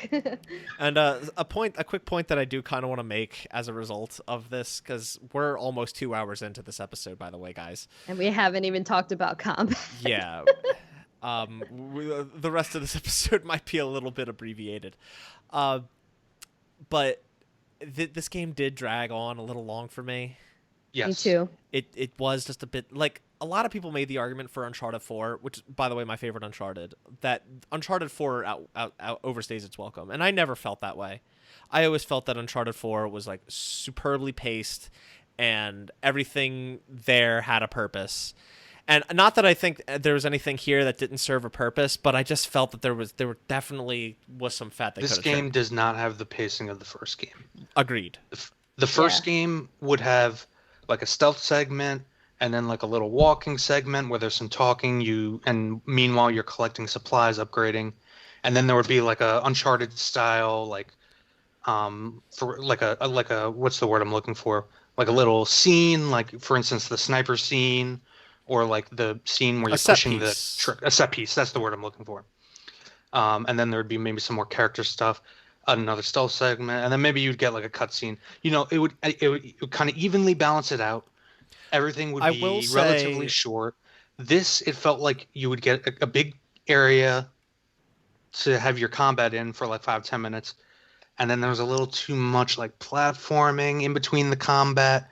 The set piece, there were very few set pieces in comparison, and I felt like the cutscenes I would say were few and far between, and the cutscenes that were there were too long when they were there. I would say there's more set pieces in this one than the first one. Definitely. Whether or not they're better quality, that's up for debate. Nah. Yeah, no. But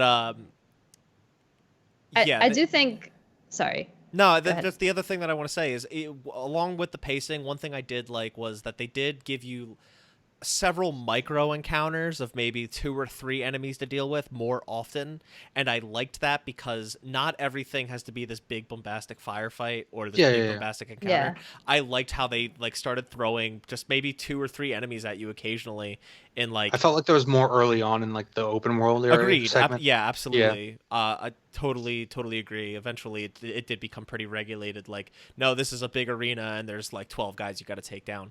But when there were those micro encounters, I appreciated that from a pacing perspective, and from just a world perspective, much more. Not everything is this big squadron of guys just walking around. Yeah.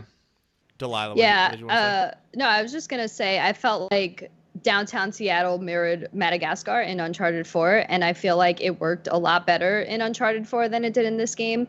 Having to like go around and get all these crafting materials, and granted, if you went to a corner, they were gonna reward you with something, but it got so annoying after a while. I was just like, I just want to proceed with the story. I want to see what's going on, and I think the linearity of the first game, I don't even know if that's a word, how linear the first game, worked a lot better for the pacing than I do game. totally agree with So you. I loved the downtown Seattle portion, but the best game to do that so far has been the Lost Legacy. Yeah. Where they give you a semi-open world section and say, go nuts. Because the difference between this and Lost Legacy, I know, Jason, you have no context for this, but Lost Legacy gives you a section like that, but there's puzzles you have to solve. And doing those puzzles allows you to progress. But there's also other areas and other places in that open world that you can check out, and they offer their own bits of they offer their own bits of reward, whether it be like treasures, or there's a super cool thing that you can find in the Lost Legacy that's actually helpful for the rest of the game. Now, the difference between that being Uncharted and this being The Last of Us is there's no supplies that you need to get through Uncharted. Exactly. But with The Last of Us, you need alcohol, you need rags, you need binding, etc., etc., etc. And while that section provides like, I I'll agree with you guys. The environmental storytelling in this game wasn't nearly as strong as it was in the first one, but there were some good examples. I think the music shop was a really cool one. Yes, like I said in our private chat, this game does get a point from me purely because there is a Pearl Jam poster in the guitar shop or the music shop, whatever. Funny thing, I saw Neil responding to something about that on Twitter. Someone pointed out that album didn't come out until after Outbreak Day, and he but he it says said coming soon on the poster. and he said that but Joel also plays a song off that album, and Neil said that he even supplied a YouTube link that they performed that song live and it was uploaded to YouTube prior to Outbreak Day. So yeah, they do the same things that like Rush was doing before they broke up. Yeah, so Where they come out with like little teaser albums or whatever. So yeah, I just thought that was funny. Someone trying to fact check him and he fact checked them right back. But yeah, the Pearl Jam poster I thought was that was cool. I wasn't expecting that, and it's good. It makes sense because they're in Seattle, and the grunge scene is like you have to have you have to have some grunge in there. If not Pearl Jam, like can they fork out the money for something Nirvana related? Like what are they gonna do there? But yeah, like my point being, like the music store was a super cool scene. The bank, finding out about the bank robbery, and finding out that they got locked in the vault on Outbreak Day. Which is also the same place you can find Nathan Drake's ring. Yeah. Or Sir Francis Drake's ring, really. But you can find that in there, and that was a good example of it, I think. And there were some other cool things to find there, but overall, yeah, this was much weaker than an Uncharted game because it's more necessary here, where it's a lot more optional, and almost makes it a little more rewarding in Uncharted's case. Yeah, the only thing that this game did better in terms of like environment is with the lighting and the sound. Like, for example, every time you went back to the aquarium, it felt different. It's not like you were just going back to the same place because like if you went in there as Ellie, it was darker. The music was foreboding. But then if you went in there as like Owen and Abby, there were lights everywhere and things it seemed like a happier place. And I thought that this game did that really well in a lot of spaces where the lighting and the music really set the tone for the scene. And that both matched the tone and the time of day, which day it was. Like they tried to be consistent with that timeline and also matched that with the mood of the scene. I totally agree. Yeah. But we got a little off track. I do want to get into the ending. We got to talk about the ending. Yeah. We have to talk about the ending. So the ending, ultimately, Ellie tracks down. Abby gets captured. Abby and Lev get captured by these rattlers. Ellie tracks down the rattlers, almost gets captured by them. She winds up just kicking their asses. Going through, liberating all the prisoners and finding out that Abby was down by the pillars at the beach. She makes her descent down there and finds Abby hung out to die on one of these tall pillars along with Lev. And Ellie cuts her down. They cut Lev down. They go to get into a boat to leave, and Ellie won't let her leave. She wants to finish it. After she had a flashback of Joel. And this is also when this is an important scene I don't want to not talk about. Which is the scene, the flashback to the night before the game starts, at the church where Ellie and Dina have the kiss, and you have Seth being the bigot that he was, Joel intervening, and I actually what. No, I just laughed when that piece of dialogue came up because nobody uses the word bigot, and like unless you're like on the news and that's not true. Bigotry. I have never in my life heard any like person actually talking use the word bigot. I remarkably use that word semi often. It's because you're a hipster. Oh, get out of here. So that happens. Joel intervenes, and I did like cry a little bit there because I thought that was her last words to Joel before the event.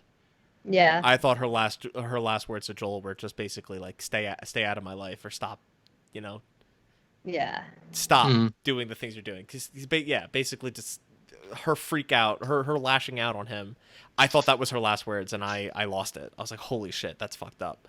He also cried when she finally forgave him. Yeah, well, or said she would try to forgive him. We're gonna get to that. I wanted to bring that up because I couldn't remember if that was before or after this scene with Abby, but I wanted to talk about it before we move on. So the showdown with Abby. I mean, how did you guys feel? How did you guys feel about that as like a fight? It was kind of fun as a fight. Yeah. Like I guess I'll bring up like one of the things they added to combat, because I don't think we have to talk about combat too much. It's not fundamentally that different from the first game's combat. All they added is that you can prone. There's different types of clickers that are more stealth. There's the biggest clicker, the Rat King, that was in Ground Zeroes of the hospital. Yeah. There's also a dodge mechanic. And there's a dodge mechanic is like the big The other, and this is kind of a, you would think it's a small thing, but it's actually a really huge thing for like melee combat, especially. There's a lot more camera movement and feedback for the player, which can be a awesome thing sometimes and a bad thing some other times. But we'll talk about that later. The story is more important right now. Yeah. So we do the fight with Abby, and it was a brutal fight. I thought it was mostly cool. The only thing I'm not a fan of the dodge mechanic. I like the idea. I don't know that I liked the execution too much. It's hard. There was no real indicator. Yeah, and it was just very hard to. I had trouble execute. I had trouble knowing when I could and when I could attack and when I had to stop attacking. Right. And that's the only reason I bring this up now, is because it's important for this fight specifically, because it's an entirely melee fight. You have to be dodging and attacking and figure out that loop. If you haven't throughout the entire game, in this moment specifically. So that's why I wanted to bring it up, talking about this fight. But you get to the end of the fight and she's drowning Abby. She sees, instead of throughout the game, she's been seeing Joel beaten and bloody on the ground, and instead this time she sees him on the porch playing his guitar. Playing his guitar, and she stops drowning Abby and lets her go, and she sits there in the water crying as Abby leaves with Lev. How did you guys interpret this? So you're telling me that 25 hours, thousands of maimed bodies, people getting the shit beat out of them and torn apart and blown up in doggies, and, telling Dina, fuck you, I'm going to get my revenge, and all this other shit. And I totally get what they're trying to go for, because it's not just a game about revenge or the cycle of revenge. It's also a game about forgiveness. That's like, but that's the core. That's the core theme of the flashbacks. But here's the big thing that I want to bring up, because that's. Go ahead. Okay, go. No, go with what you were saying. Just like the thing about that is, I don't think she forgave Abby. I don't think that's what that was trying to say at all. Just because she let her go. She forgave Joel, but she was trying to forgive Joel through sparing Abby, because I think what they were trying to go for with that final flashback that we'll get to in a sec, that you get after the fight, which is kind of weird, is that her primary motivation this entire time was that she was ready to forgive Joel, and then Abby immediately the next day stole that from her. Right. And so she comes to realize this is not what Joel would want for her. And it's less even that, but I think that's a big part of it, but it's also and just she's trying to forgive Joel by sparing and not doing what Joel wouldn't want her to do. And I also just think that she finally comes to realize, like, this isn't going to fix anything. Killing her is not going to fix anything. It's not. Yeah. Like, it's just going to leave her just as empty as Abby felt after she killed Joel. And I think she realized that before it was too late. I think she had already gotten that sort of whatever energy is released when you're about to kill someone. I think she felt that energy when she had her neck ringed around Abby's neck while she was in water. And I think she knew, like, I'm killing this person and killing this person, in that feeling kind of realized this doesn't feel good. And then had that flashback, which was a positive flashback. It was Joel playing his guitar instead of getting his face bashed in, which was her previous flashbacks. And then kind of came to terms with, this isn't going to do anything for me. Which is the same feeling that Abby had, except she actually killed Joel. So then she needed to have redemption. Whereas Ellie, she doesn't really need to have redemption at this point because she didn't actually kill her. Now she just feels empty, which we'll talk about when we get to the very, very end. 7 other people of key import amongst, but whatever. That's not even my main. I mean, yeah, the ludonarrative dissonance does play a role, but it's not nearly as big of a role as the fact, and you put here question mark, is this a satisfying conclusion? I would say no, because in the end, all it's saying is revenge bad. Yeah, but how we've heard this before. It would have been such a more satisfying and interesting conclusion if she just fucked them up, and in the end, Ellie became the monster that Joel had been at the start of the original game.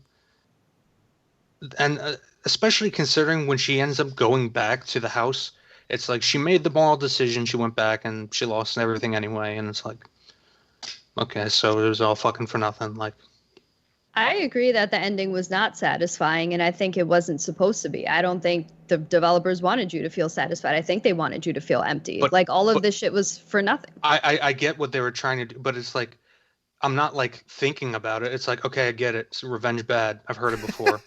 It's just not interesting. It doesn't make me think about the game at all. But here's the thing: I feel like I've wasted 25 hours. I don't think Naughty Dog was trying to teach you that revenge was bad. I don't think they were trying to teach you anything about revenge. They were just trying to tell you a story about. It wasn't an interesting story. I disagree, but.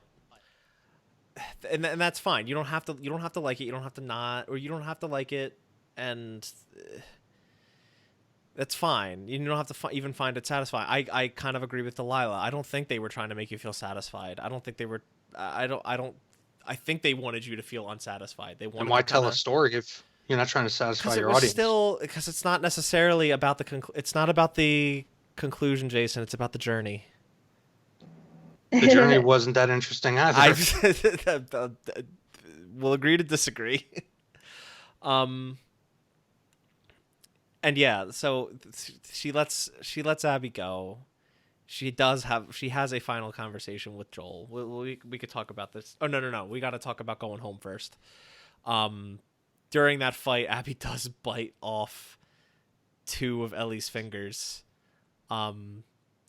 Which I don't know if either of you guys play guitar. I played the guitar when I was. You can't play anything. It's gonna be mighty hard to play. Just in case you didn't get that revenge is bad and you lose everything in the process. No, I do agree. It's a typical story, but I just feel like the way it was told was done very well. I agree. I think I was just pointing out, like, Naughty Dog was just over the head with this. It's just not subtle at all. I don't know that it needed to be subtle. And you can do revenge stories where they take the revenge, and it's just a given that in this world, like, revenge isn't necessarily a moral thing. Like, think about Kill Bill. Like, the first fight in Kill Bill ends with, like, the daughter there, and Beatrix is just like, hey, one day you can grow up, and if you're still sour about this, you can come find me, and we'll duke it out. Dude, and you just spoiled her name, man. You don't know that at the beginning of that fucking movie. Oh my god! Like, but like, there's so much more interesting things you could do. Like, imagine if when Ellie had gone to find her, the Rattlers had captured her too, and well, they did. I'm stuck in. No, I mean, like, captured her. I know, in prison. And she was stuck in, like, a situation with Abby, similar to, and using Tarantino again because he's a fucking master of the craft, similar to the Pulp Fiction dungeon rape scene. And then Ellie has the chance to escape and leave, but she has that, or maybe it's reverse, Abby does, but they have that Butch moment where they see the katana and they go and they fucking kill the guy, and then obviously, as I mentioned before, I'm going to get medieval on your ass. You know what I'm saying? Like, there's so many more interesting ways to fucking do this. I mean, and you could do the same, have the same exact outcome. Like again, I don't think that I don't think that ending sequence was bad. I think what we got was pretty good. It was better than other parts of the game, in my opinion. I do think the journey was interesting. I know we were never gonna change anyone's minds or fully agree on one another in this episode, but that's not really what it's about. It's not really about trying to swing someone the other way. It's just about how we felt and kind of talking that out and giving our thoughts on it all. But come on, we got to finish talking about the ending. we're running over time here. Okay, yeah. So was there something else you wanted to add? The flash. No, I just wanted to say, like, when you're going in the theater as Abby and you're about to fight Ellie, I was like, no, fuck this. And every time Ellie got the upper hand, like stabbed Abby, I was like, yeah. And I'm like rooting for Ellie. And then at the end, when I'm finally Ellie and I'm fighting Abby, I'm just like, I'm gonna fuck this bitch up. Like, come on, Ellie. And then I felt bad. I was like, damn, I don't kind of want to do this. And I just think that was brilliant. Like that it made me feel all these like weird conflicting feelings at the same time. Like who am I rooting for here? The truth is nobody. And at a certain point I was just like, they should have just went to that weed barn and smoked a blunt together and just made up and like call it a truce. What was it? Arthur's pot farm or whatever. Eugene. And going back to the structure issue, it might have also had to do with the fact that it was like it kept going back, like they kept sparing, like Abby spared her so many times, and then she kept going after her, and it's like maybe it should have just ended with that climactic moment in the theater house. Maybe it was just drawn on a little too, but I don't know. All right, it's just all right. Continue the ending. Yeah. The last flashback. Well. First, going back to that. We go back to the Ellie goes back to the house and finds Dina's cleared out the house, and she finds one room where all of Ellie's stuff is left, including Joel's guitar that he gave her, and she goes to play it, missing 2 fingers, and she can't. The one piece, frankly, that she had left, the one thing she had left, especially the one thing that connecting her to Joel, is no longer hers because she actively can't do it. And that brings us to the final flashback, the final thing to make me cry, her actual last words with Joel, where they apologize for everything, and Joel like I think Jason alluded to it earlier, like if I could, I would do it all over again. And when he said that, I was just like, hell yeah, Joel. That's why I said every scene with Joel in this game, well, where he's actually in it, like talking and doing stuff, is the best parts of the game, because he's the only character I felt like that was consistent, I understood what was going on behind his mind. I mean, that might just be because he's in it so little, but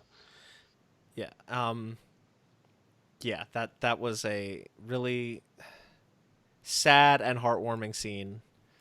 But she forgave him. She understood why he did what he did, and she forgave him.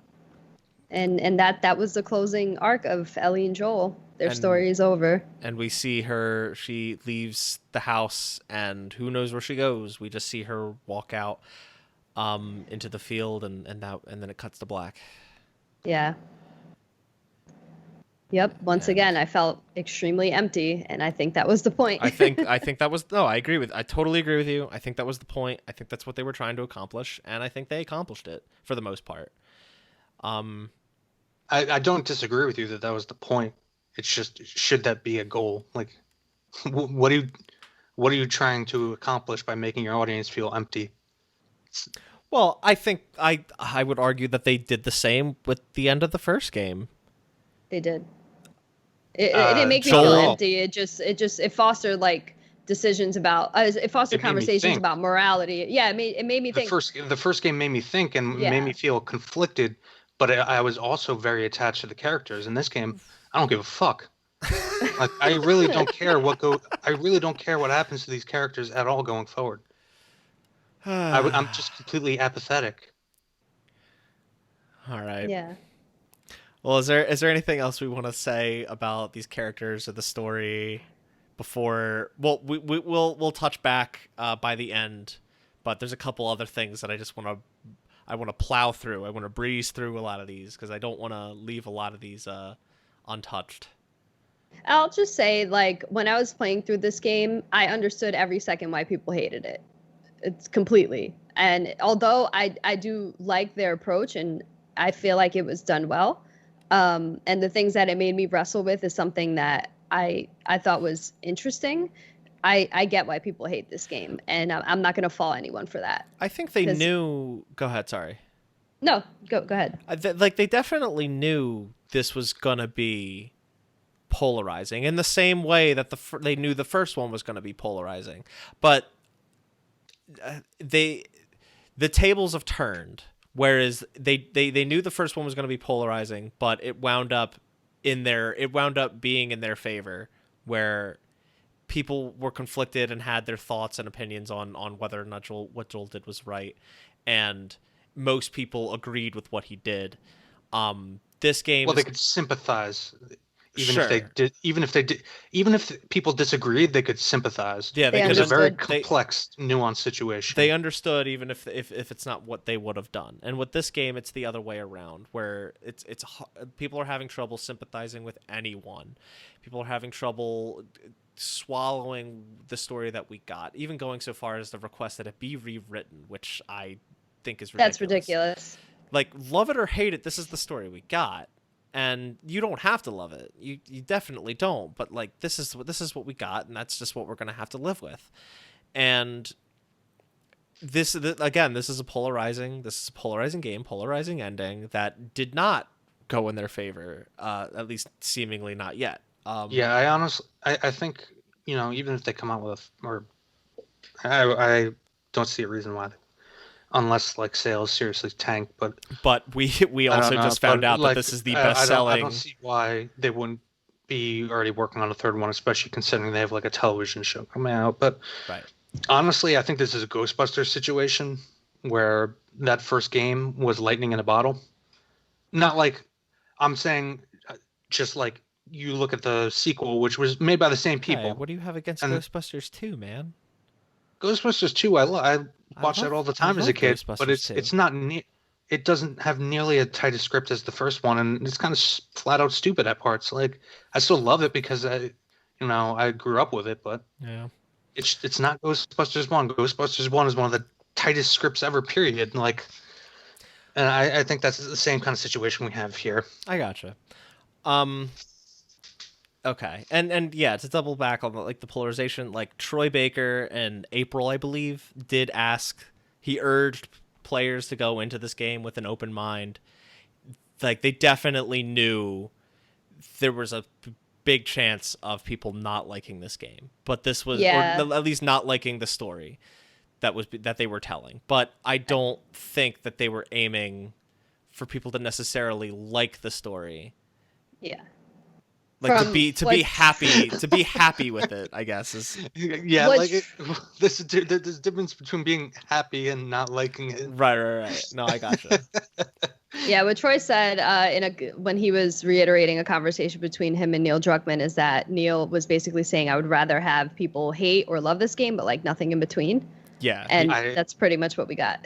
I fucking hate that. That's the same exact shit Rian Johnson said about Rise of Skywalker, and I see that as an excuse by artists that don't want to defend their work. I don't know. I don't agree with that because I would rather the same. I wouldn't want indifference. I would rather an artist shut up about the work or defend why they did what they did.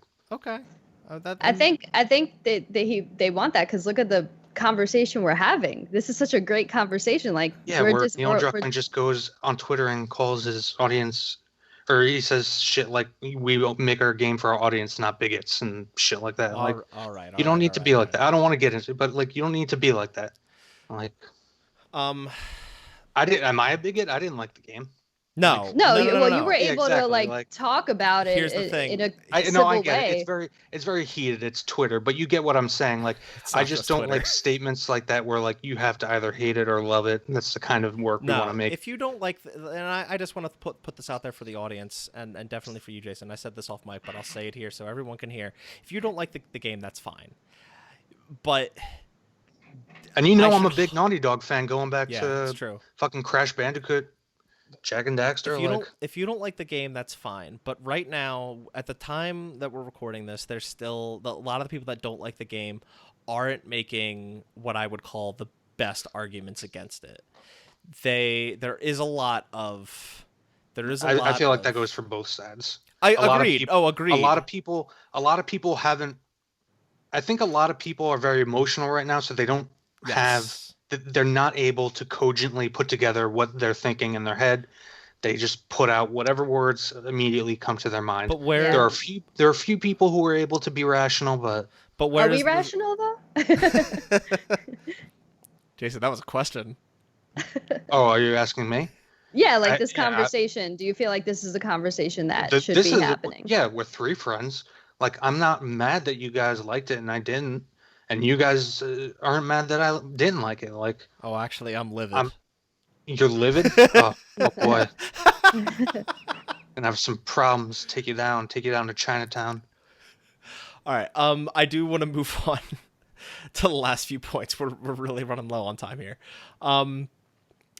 It's just like other minor gameplay things that I just want to breeze through real fast. There were some improvements made to like the crafting system, the upgrade system, progression as a whole. Did you feel that these were meaningful? I personally really liked how they overhauled upgrading and progression as a whole. I wish it wasn't as linear as it was. I wish it was almost branching so that you didn't, like almost like a sphere grid type thing. So you didn't have, because some of those branches, like there was shit I wanted to, but there was so much useless shit in between. Yeah, I'll agree with that. Especially in particular with the getting training manuals. You were contingent on getting training manuals to get additional upgrades for your characters, and if you missed one, I don't know if you're shit out of luck.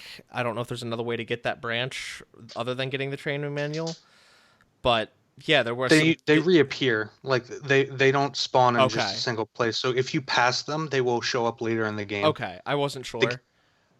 So like I actually got them early because I found out pretty early on you don't have to find the codes for the lockers. You can actually just, if you listen carefully, when you get the right number on the spin dial, it will make a different clicking noise. That's also also cool. You don't actually have to solve the puzzles, but yeah, if you do all of the lockers early on, you can get all the manual early. But more so than like the supplements and character upgrades, I loved what they did with weapon upgrading, because I always felt it was really stupid just grabbing a bunch of parts and having different bars for like ammo capacity and range and what have you, and just having different tiers for that for each weapon. This was like, there's 4 or 5 different upgrades for each weapon. It's very different what each of them does. Yeah. And it's even reflected, not even just on the weapon itself, it's even reflected in the little icon in your menu. If you add a scope, it shows up. If you add like a different muzzle brake or a different barrel, it shows up in the icon. Like that was such a cool attention to detail that I was totally all about. I will say, when you're actually doing the upgrades, all like the fucking animations of pulling out the weapon, putting the thing on, putting it down. It's not even that it was like annoying that it took more time. I felt bad when I was doing it because I'm like, there were guys in the animation department that fucking crunched just to put this in. Yeah. And it's like, I just feel like it's almost like the same thing as I felt with Red Dead, where there's so much shit in Red Dead that just didn't need to be there, like animations for skinning and stuff. Yeah. But I definitely don't want to let it go. I don't know. I don't want to let it go unappreciated, because I loved it. I thought it was cool how when you selected a weapon, she'd take it out and she'd put it on the table, and whatever upgrade you went to do, it was visually represented, and you saw her like upgrading it and applying it. I thought that was so cool. Yeah. It's just a cool detail that I really apprecied, and I didn't want to go unnoticed. Gunpoint is always cool. Yeah. I also like that Ellie and Abby had different skill trees and ways of fighting. I was salty that Abby had all the good shit. So salty. And yeah, she even had different like crafting recipes and could like make her own ammo. Pipe bombs. Really, really, really cool. Her melee was fucking better. She had the momentum ability. Yeah, sure. Her abilities lended more towards melee, which was it Fucking- makes sense because she was a trained soldier as opposed Yeah. to Ellie, who's just a girl doing patrols and she wants revenge. It makes sense. I know Delilah really wanted to talk about the bigger environments. Was there anything you wanted to say that we haven't already talked about with that? No, I just really like the level design. Like, I feel like you can get to the same place in two different ways if you wanted to. Like, like I think of especially what stands out is the sequence in the hospital when you're fighting the Rat King. Mm-hmm. How it's like a really enclosed space and he's like kind of fast and huge, and so you had to like run and like slip through a wall and then. That's what he was called, the Rat King? I didn't even realize he had a name. I think there's a note that tells you that it's the Rat King or whatever. Okay. But the idea is that it's the first infected people that were stuck in there for so long that they kind of just morphed together. That was one of like my favorite parts of the game, actually. Yeah, it was fun. That was like the closest this game has gotten to being like a true survivor horror game. Yeah. Yeah, it felt like and Resident the Evil. puzzles, which we didn't really talk too much I about. want to get to those in a minute. Yeah, I didn't realize like that area actually has like a whole hallway and like several other rooms that you can go into during that fight, and I didn't find that out until after the fight when I went around to explore for supplies, and I was like, oh shit, I could have gone down here too, and I would have had way more space for this. Yeah, And that was a really tough fight. It kept me on the edge of my seat. It was really good. Yeah, or even when you're. Oh, sorry. No, I was gonna. No, you go, Delilah. Ladies first. Just to wrap up the level design, even when you're in the flooded city and you're first trying to get the boat, like how you can dive underwater to get to the other side and flank your enemy. I thought that was really cool. And some places that you need to. Oh, okay, cool. Some places that you need to traverse through, like to proceed, you needed to like go under a truck or go under like this like weird bar at the bottom of a floor. I thought like the verticality in this game was pretty awesome. Absolutely. Yeah, I don't want to sound like I was completely down on the game because I did enjoy the combat. And like going to what Delilah just said about the flooded section, like there was that one part in particular where the subway train is like stacked up. Yeah. And yeah. it was like I was playing it guerrilla style. I didn't even bother like going up and like doing sneak attacks. I was like fucking sniper and Molotovs everywhere, like Ramboing it. I did that until I ran out of ammo. Like a sniper tower out of the subway, and I was just sniping all the seraphites from the subway thing. Yeah. I did that until I ran out of ammo. Then I had to swim up and take the rest of them out individually. But yeah, I think two different ways to get through certain areas is selling the level design short. Because there were so many different paths you could take, so many different ways you could approach most areas, most encounters, and it was super creative. They gave you constant sandboxes that you could just play around in and figure your way through, however you wish. Yeah, some of it you could even go by without killing any, but again, it kind of punishes you for doing that because you won't really be able to loot supplies. Yeah. Find collectibles. Yeah. It's probably more more rewarding and better to do that on harder difficult. Which, by the way, I haven't brought this up yet, but 3 chapters in, like somewhere in Seattle day 1 for Ellie, I think, I had to up the difficulty from moderate to hard. I thought about upping it because I constantly had supplies. Yeah, yeah. That's why I was gunning it almost all the way because I had ammo all the time. I was like, fuck it. Yeah, that's what made me jump. That's what made me move it to hard because I was like, it's the same way. It's how I felt about the first game. How I've always felt about the first game. It's not something new. It's not something exclusive to this game. It's just too easy for me specifically on hard. It's interesting because it has that same identity problem. It doesn't know if it wants to be like a stealth action game or a survival horror. It's almost stuck in between somewhere, which is like almost it's the series' own identity in a way, but it's also in some ways conflicting. Yeah, and I don't want it to go ignored. The accessibility features of this game are phenomenal. I've been seeing posts of like. I saw a post of somebody who was blind, who is legally blind, and they were able to play through the game thanks to the accessibility features. Options, yeah. the color options, the voice or the sound detection features, and everything that they added into this game to make sure it was accessible for anyone to play. Kudos to Naughty Dog for that, because that is super important and it's super cool. Even not even just that, but like the amount of modular difficulty settings that you could do. Like you could make the stealth harder, but like hand-to-hand combat easier, or whatever the options were for adjusting the difficulty. Super cool that you could do that. I've never seen a game allow for something like that. No, I have. Uncharted 4 did a lot of it, but not to this extent. Not to this extent. Like the only other example I can think of is Silent Hill 2 letting you select the combat difficulty separate from the puzzle difficulty.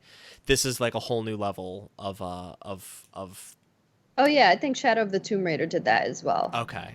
Yeah, this is just phenomenal.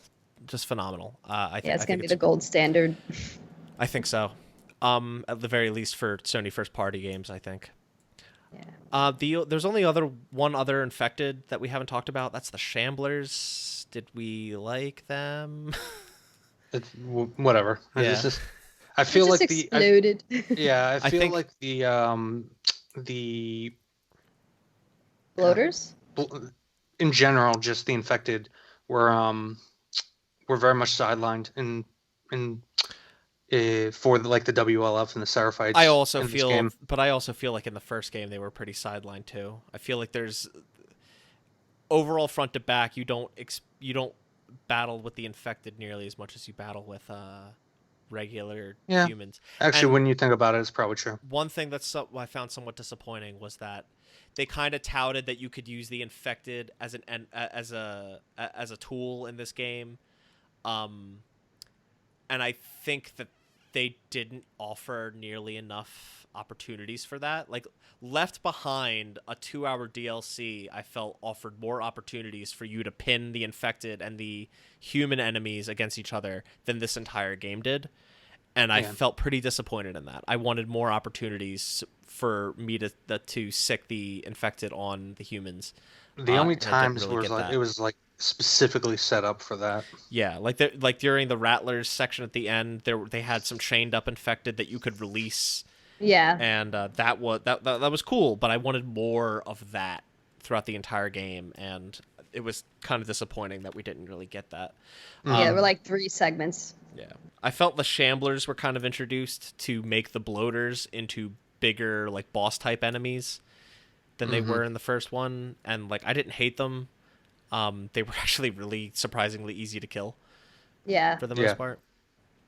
But yeah, the other infected, the Stalkers, I thought made the game scarier. The Stalkers were in the first game. You couldn't see them. You couldn't see them on your listening mode, or at least I couldn't. Yeah, that was the whole point. Like Stalkers were in the first game, and they didn't show up that often. I think there were like 2, maybe 3 encounters where Stalkers were involved. I don't remember them at all. Yeah, I just played that game because they come in through passing, and like there's only a handful of encounters with them, so it's like they're pretty forgettable. There were so many more of them in this game, and they were so fucking frustrating to deal with. They almost replaced clickers in the Abbey section. Because they were coming out of walls at you, and that was so annoying. Popping off the walls and shit, coming at you. That was really frustrating. Our Stalkers, they were my least favorite enemy type in The Last of Us 1, I think, and they're definitely my least favorite enemy type in this game. Because they're the one type where like I feel like it's artificial difficulty because they basically turn off game mechanics. Like you can't detect them with your noise. Your R1, your listen mode. Your listen mode. They know automatically basically where you are. You can't really sneak around them. And but for me, it wasn't until I fought the Stalkers and the Seraphites that I felt like I was actually using my ammo. Yeah. So that it was good for me, but I could have also just upped the difficulty and been annoyed. Delaila brought it up, and I do want to talk about it briefly. Puzzles. So instead of constant ladder puzzles and pallet puzzles and dumpster puzzles, we mostly got rope puzzles, and what I really loved were the environmental puzzles. Yeah. Like mostly tied to like collectibles, like safes and stuff. I ate that shit up. Our very first episode was on Resident Evil 2. One of my favorite things about that game was like finding a safe and then having to find a note with the code and putting that code into the safe and getting a thing, or finding a locker, a key lock, and having to find the combination for that lock somewhere else, and it's not necessarily in a note, it's like written on a whiteboard somewhere and you got to go find it. I loved that shit in that game. This game did it better in my opinion, and I loved it here. See, in the original Last of Us, once you found like a code, as soon as you walked up to that corresponding safe, it just automatically opened for you. And I didn't really like that. And well, see, I preferred that because like I just couldn't be bothered here, especially because the pacing is so much more drawn out. And I was so excited when I found out you didn't even need to do that shit. You just had to listen for the clicks. Like you can just force every single safe in the game. I liked figuring it out. Just in one of two of my favorite examples is when you go, you have a safe, you see a note. It's like, oh, it's the same day that the good boy was voted employee of the month. I'm like, who the fuck is the good boy? I remember seeing employee of the month on the wall when I entered the place, and so I go back and I look. I was like, it's the fucking dog. It has to be the dog. Like, what else is gonna be a good boy? Even though there were like two other like dudes on that board. Or even when you're in the flooded city and there's a note that says the combination is my apartment then your apartment, and I was like, oh, okay, this is 302, so it has to be 301 or 303. It was none of them. I had to go outside, look at the apartment next to it, and see it was 304, and then enter the code. So I dig it. I ate that shit up. Do you dig it? I loved it. There were so many cool examples of that. There was one early in Abby's section where it was like the combination is still the big win. And I looked in the trailer and I saw this painting of this guy holding a really big fish, and I thought that was the big win. Like he caught this fish on this thing. And I went to put that in and it was wrong. And I was like, what the fuck? So I go in there and I start looking around for like 5 more minutes until I finally see the lottery ticket. Number. The lottery ticket. Yeah, I see that and I'm like, oh, put that in, and it was it. And I love that stuff. I think that stuff is so cool. I also think it's great that if you just listen carefully and you hear the clicks. I didn't know that, and finding that out now, it's like, oh, there's multiple different ways to get those open. One's dependent on your observational skills, the other's dependent on just your technical skills. And I think that's really cool that there's multiple different ways to solve those. I think that's awesome. Love it, love it, love it. I think the rope puzzles were fine. Yeah. They were just kind of like the same puzzles but in a different way. I think they were used a lot better. Especially because they were quicker and they were I think more you had to look utilized. At your environment to see like where you have to throw it over, right, and where you can climb. I felt like Naughty Dog ultimately though took the wrong lesson, like because the original game was paced differently, like the puzzles were there to kind of break up for time. I feel like here they should have just taken the puzzles out altogether because it would have made the game flow a little bit better. Okay. Like it would have just decreased some of the downtime.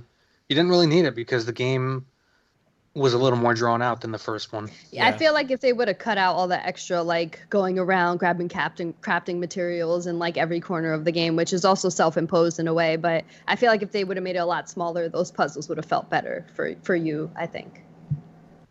Because you wouldn't have spent so much time in one area just looking around. The last thing I do want to bring up before we wrap up is just Ellie has card collectibles, trading cards. Abby has coins. The coins are pretty lame. It's just the state quarters. But I thought the cards for Ellie were kind of cool. I read most of them, pretty much every one that I found, to be honest. And none of the ones I read seemed to be shitty. I didn't find anybody with like shitty stats. Everybody has like pretty good brains and bronze. Like it was just really interesting to get like all this world building for these characters on these cards. And I did find the Dr. Uckman card to be funny. Humorous. Yeah. There were other cards based around other members of the Naughty Dog team. There was a card for Hallie Gross as well. Yeah. Again, it would have been cooler if like I mean, obviously, with the story that we got, Joel is not there, but like, it would have been cooler if like Dina and Ellie would have had a back and forth about like, oh, cool, look at this card I found, like, and she talks about the rarity there and like, was some of that with between Ellie and Joel at least, where she found a card and Joel asked, "Oh, you're still collecting those things?" oh, that's right, in the flashback, right, Yeah. in the museum, yeah. And I think I remember hearing something about her, The something comics, between her and Joel, Dina. Well, or sorry, I'm saying I think when she picked up a card with Dina with her, I think they did have a back and forth about it briefly, but it wasn't maybe I missed that it one. wasn't I'm not much. sure. The comic bit was sweet between Joel and Ellie, Yeah, where he Yeah. was trying to take on her interests, and I thought that Joel's was a adorable. nerd. But yeah, I thought the cards were kind of cool just because of the backstory Yeah. they provide. The not backstory, but like the additional lore of this like totally fictionalized world. it adds character to it. Yeah, for sure. But the coins with Abby is when I realized, holy shit, I'm gonna be playing as this bitch the rest of the game. I was like, there's 50 states. Yeah. Fuck. It was at that moment. I didn't realize it. I thought like we were gonna go back and forth between her and Ellie, and then at that moment when I collected 5 coins and got the trophy for it, I was like, oh shit.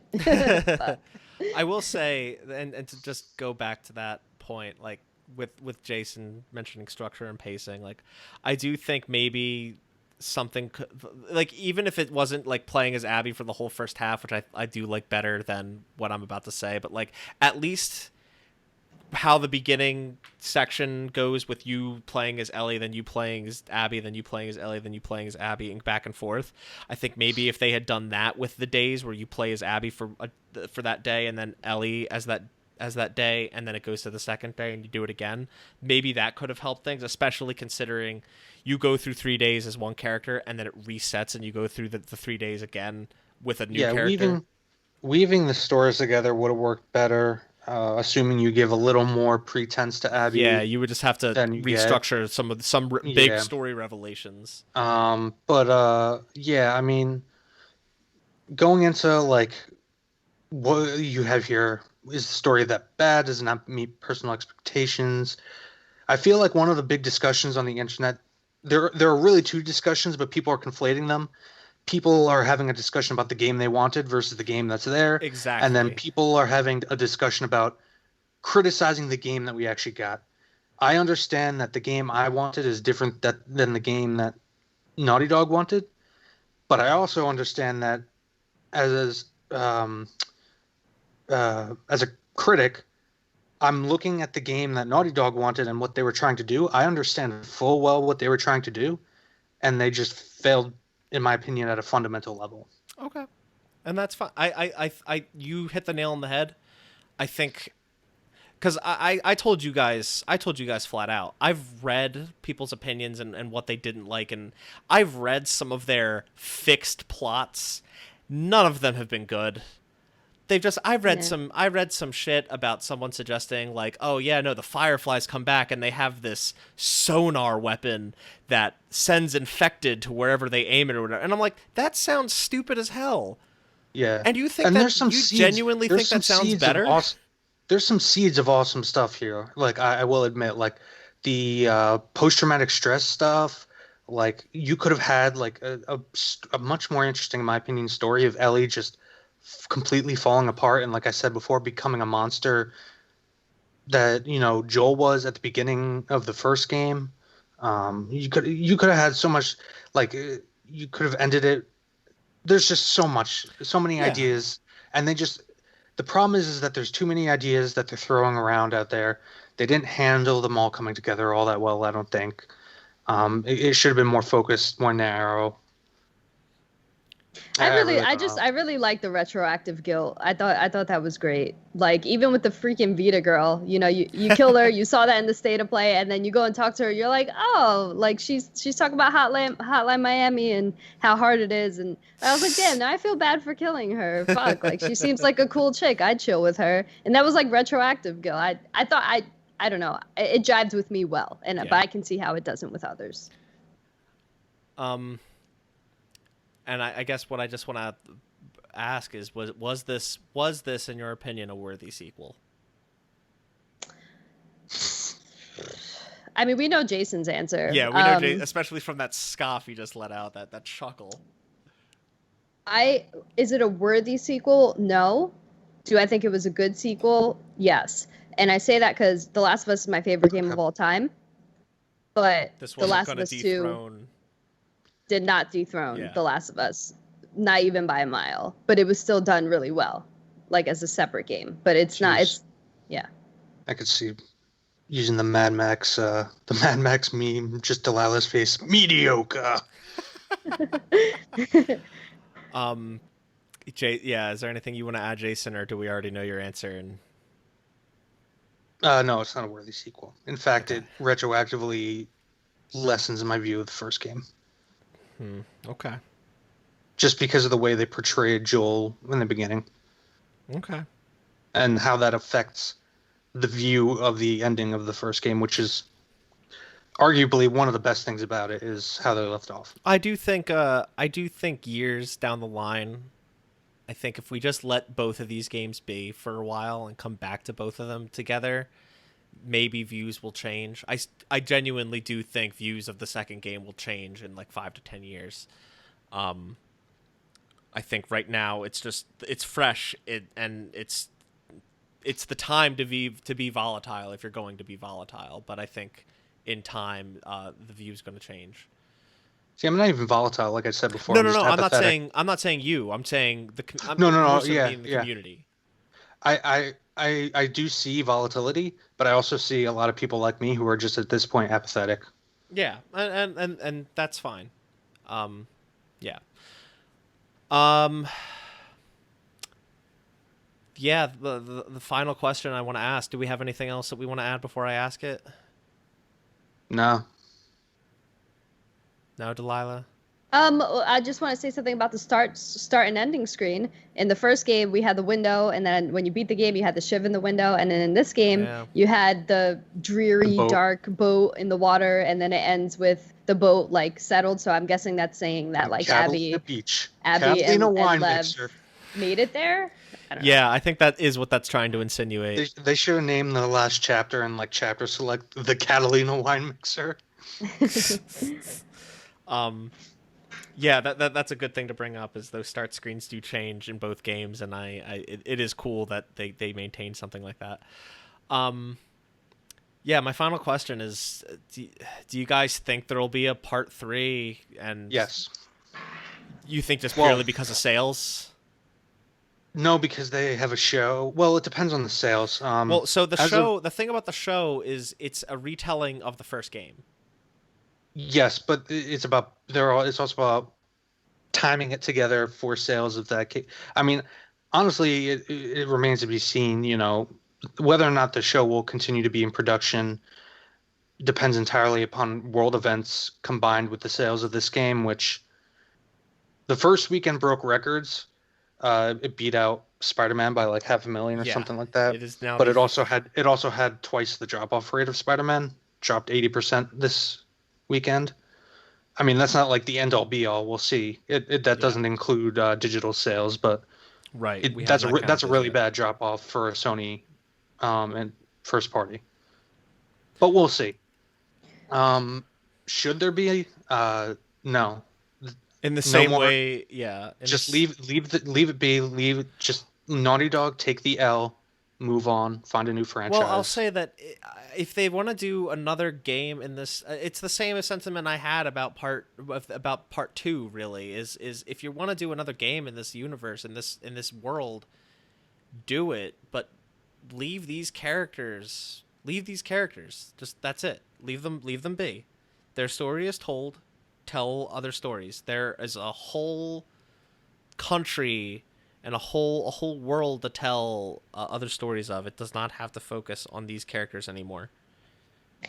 When I finished the first game, I wholeheartedly did not want a sequel. I was like, This is perfect. This is one of the best endings I've ever experienced in a video game. I think we all felt that way. Yeah, we did. Yeah. For sure. And when I finished the second game, I don't really care what they do with it. Like, I feel like if there's a story to tell it. If there's not, that's don't. the fundamental problem, is you can't sell a Last of Us game without Joel or Ellie. That's why they marketed it the way they did, rather than do what I was saying earlier, market it as a new thing and then surprise us by introducing Joel and Ellie into the story halfway through.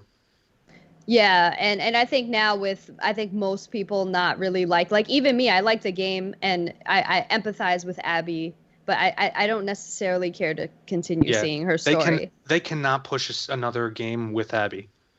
She's just she's too polarizing in the gaming community. Yeah, if the people see Abby in a trailer, they'll be like, "Fuck this game, I'm not playing that." But most people, which is I would still play it, but I also don't particularly care to play another game unless there's a really good story to be told. And I do fear, like, if they tell another story with different characters, it might be good, but I also think it might fall into Walking Dead territory. And I feel like that franchise did so good in its comic book, at least, of telling those stories, and even the video game. I don't know if I necessarily want The Last of Us to do it, but I feel like if they're gonna make another game, it's because they have a story to tell, and I'm gonna play it with open arms because that's just my faith in Naughty Dog, I guess. Right.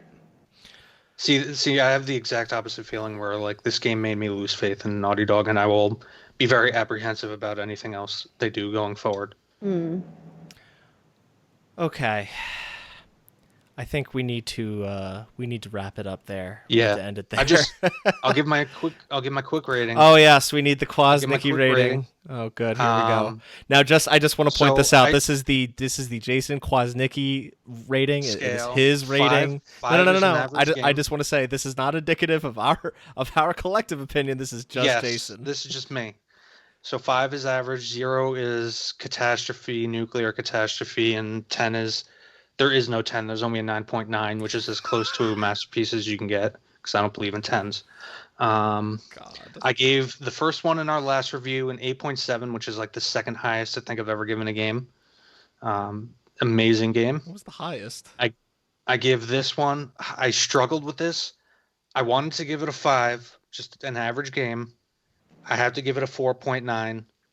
Because it's just a slightly I really actually did think about this for like hours yesterday. I have to give it a 4.9. So this means that it originally was going to get a 3.9. Yes, but thanks to that, plus the point for Pearl Jam. Thanks to that Pearl Jam poster. Okay. It has fun combat, but everything I was it failed on a fundamental level, in my opinion, storytelling. I think something I can really appreciate is that this game, I don't feel that this game was predictable, at least not from start to finish. And yeah, with whatever misgivings you might have found in this game, hopefully there was something you found that you could pull some enjoyment out of. I like seeing Manny get shot through the eye. Oh my god, that was dope. We're gonna leave it at that. Can I just say a closing statement? Go ahead. Yes. I want people to understand why the other person they're talking to likes or dislikes the game. Agreed. In the way that we need to understand why Abby did what she did and why Ellie did what she did. Understanding. Well said. Okay, if you've stuck with us this long, thank you. This is a big one. If hopefully you enjoyed this whole conversation. If you did enjoy this conversation, please, for the love of God, rate and review the show. Give us a like, subscribe to our web zone. Like if you're listening to this on Apple Podcasts, please rate and review it. 5 stars preferred. Please. You've no idea how much it helps. And we just want feedback, guys. Tell us what we're doing right, what we're doing wrong. Everything in between. If you're listening on YouTube, throw the video a like, subscribe to the channel. Share it with your friends, share it with your family, share it with your grandparents, with your dogs, with your cats. Snakes. Please just share it, like, subscribe. Delaila, you got any plugs real quick? Yeah, I have a full playthrough of this game that's still releasing daily up until July 5th. And that'll be on YouTube. I have a couple of streams of it, but I'm done with it on stream. I hopefully should platinum it by this week.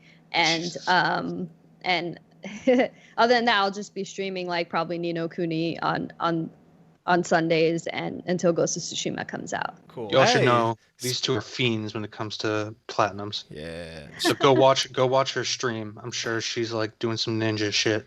Speaking of upcoming games that Delilah totally just mentioned, Jason, what's our next game? Ghost of Tsushima, which Yeah. I have been so pumped for. Yeah. I'm pumped for this too. Fucking love. God, and I just blanked on their name. God damn it! Sucker Punch? Sucker Punch. Yes, I'm sorry. Good Lord. Insomniac. Infamous. I fucking loved those games. Sly Cooper. God, I'm so ready for this game. Yeah. So Same. that comes out July 17th. Look forward to that as our next episode. Should be out probably sometime in August. And yeah, that's kind of all I got. Thanks for listening. Bye. Bye-bye.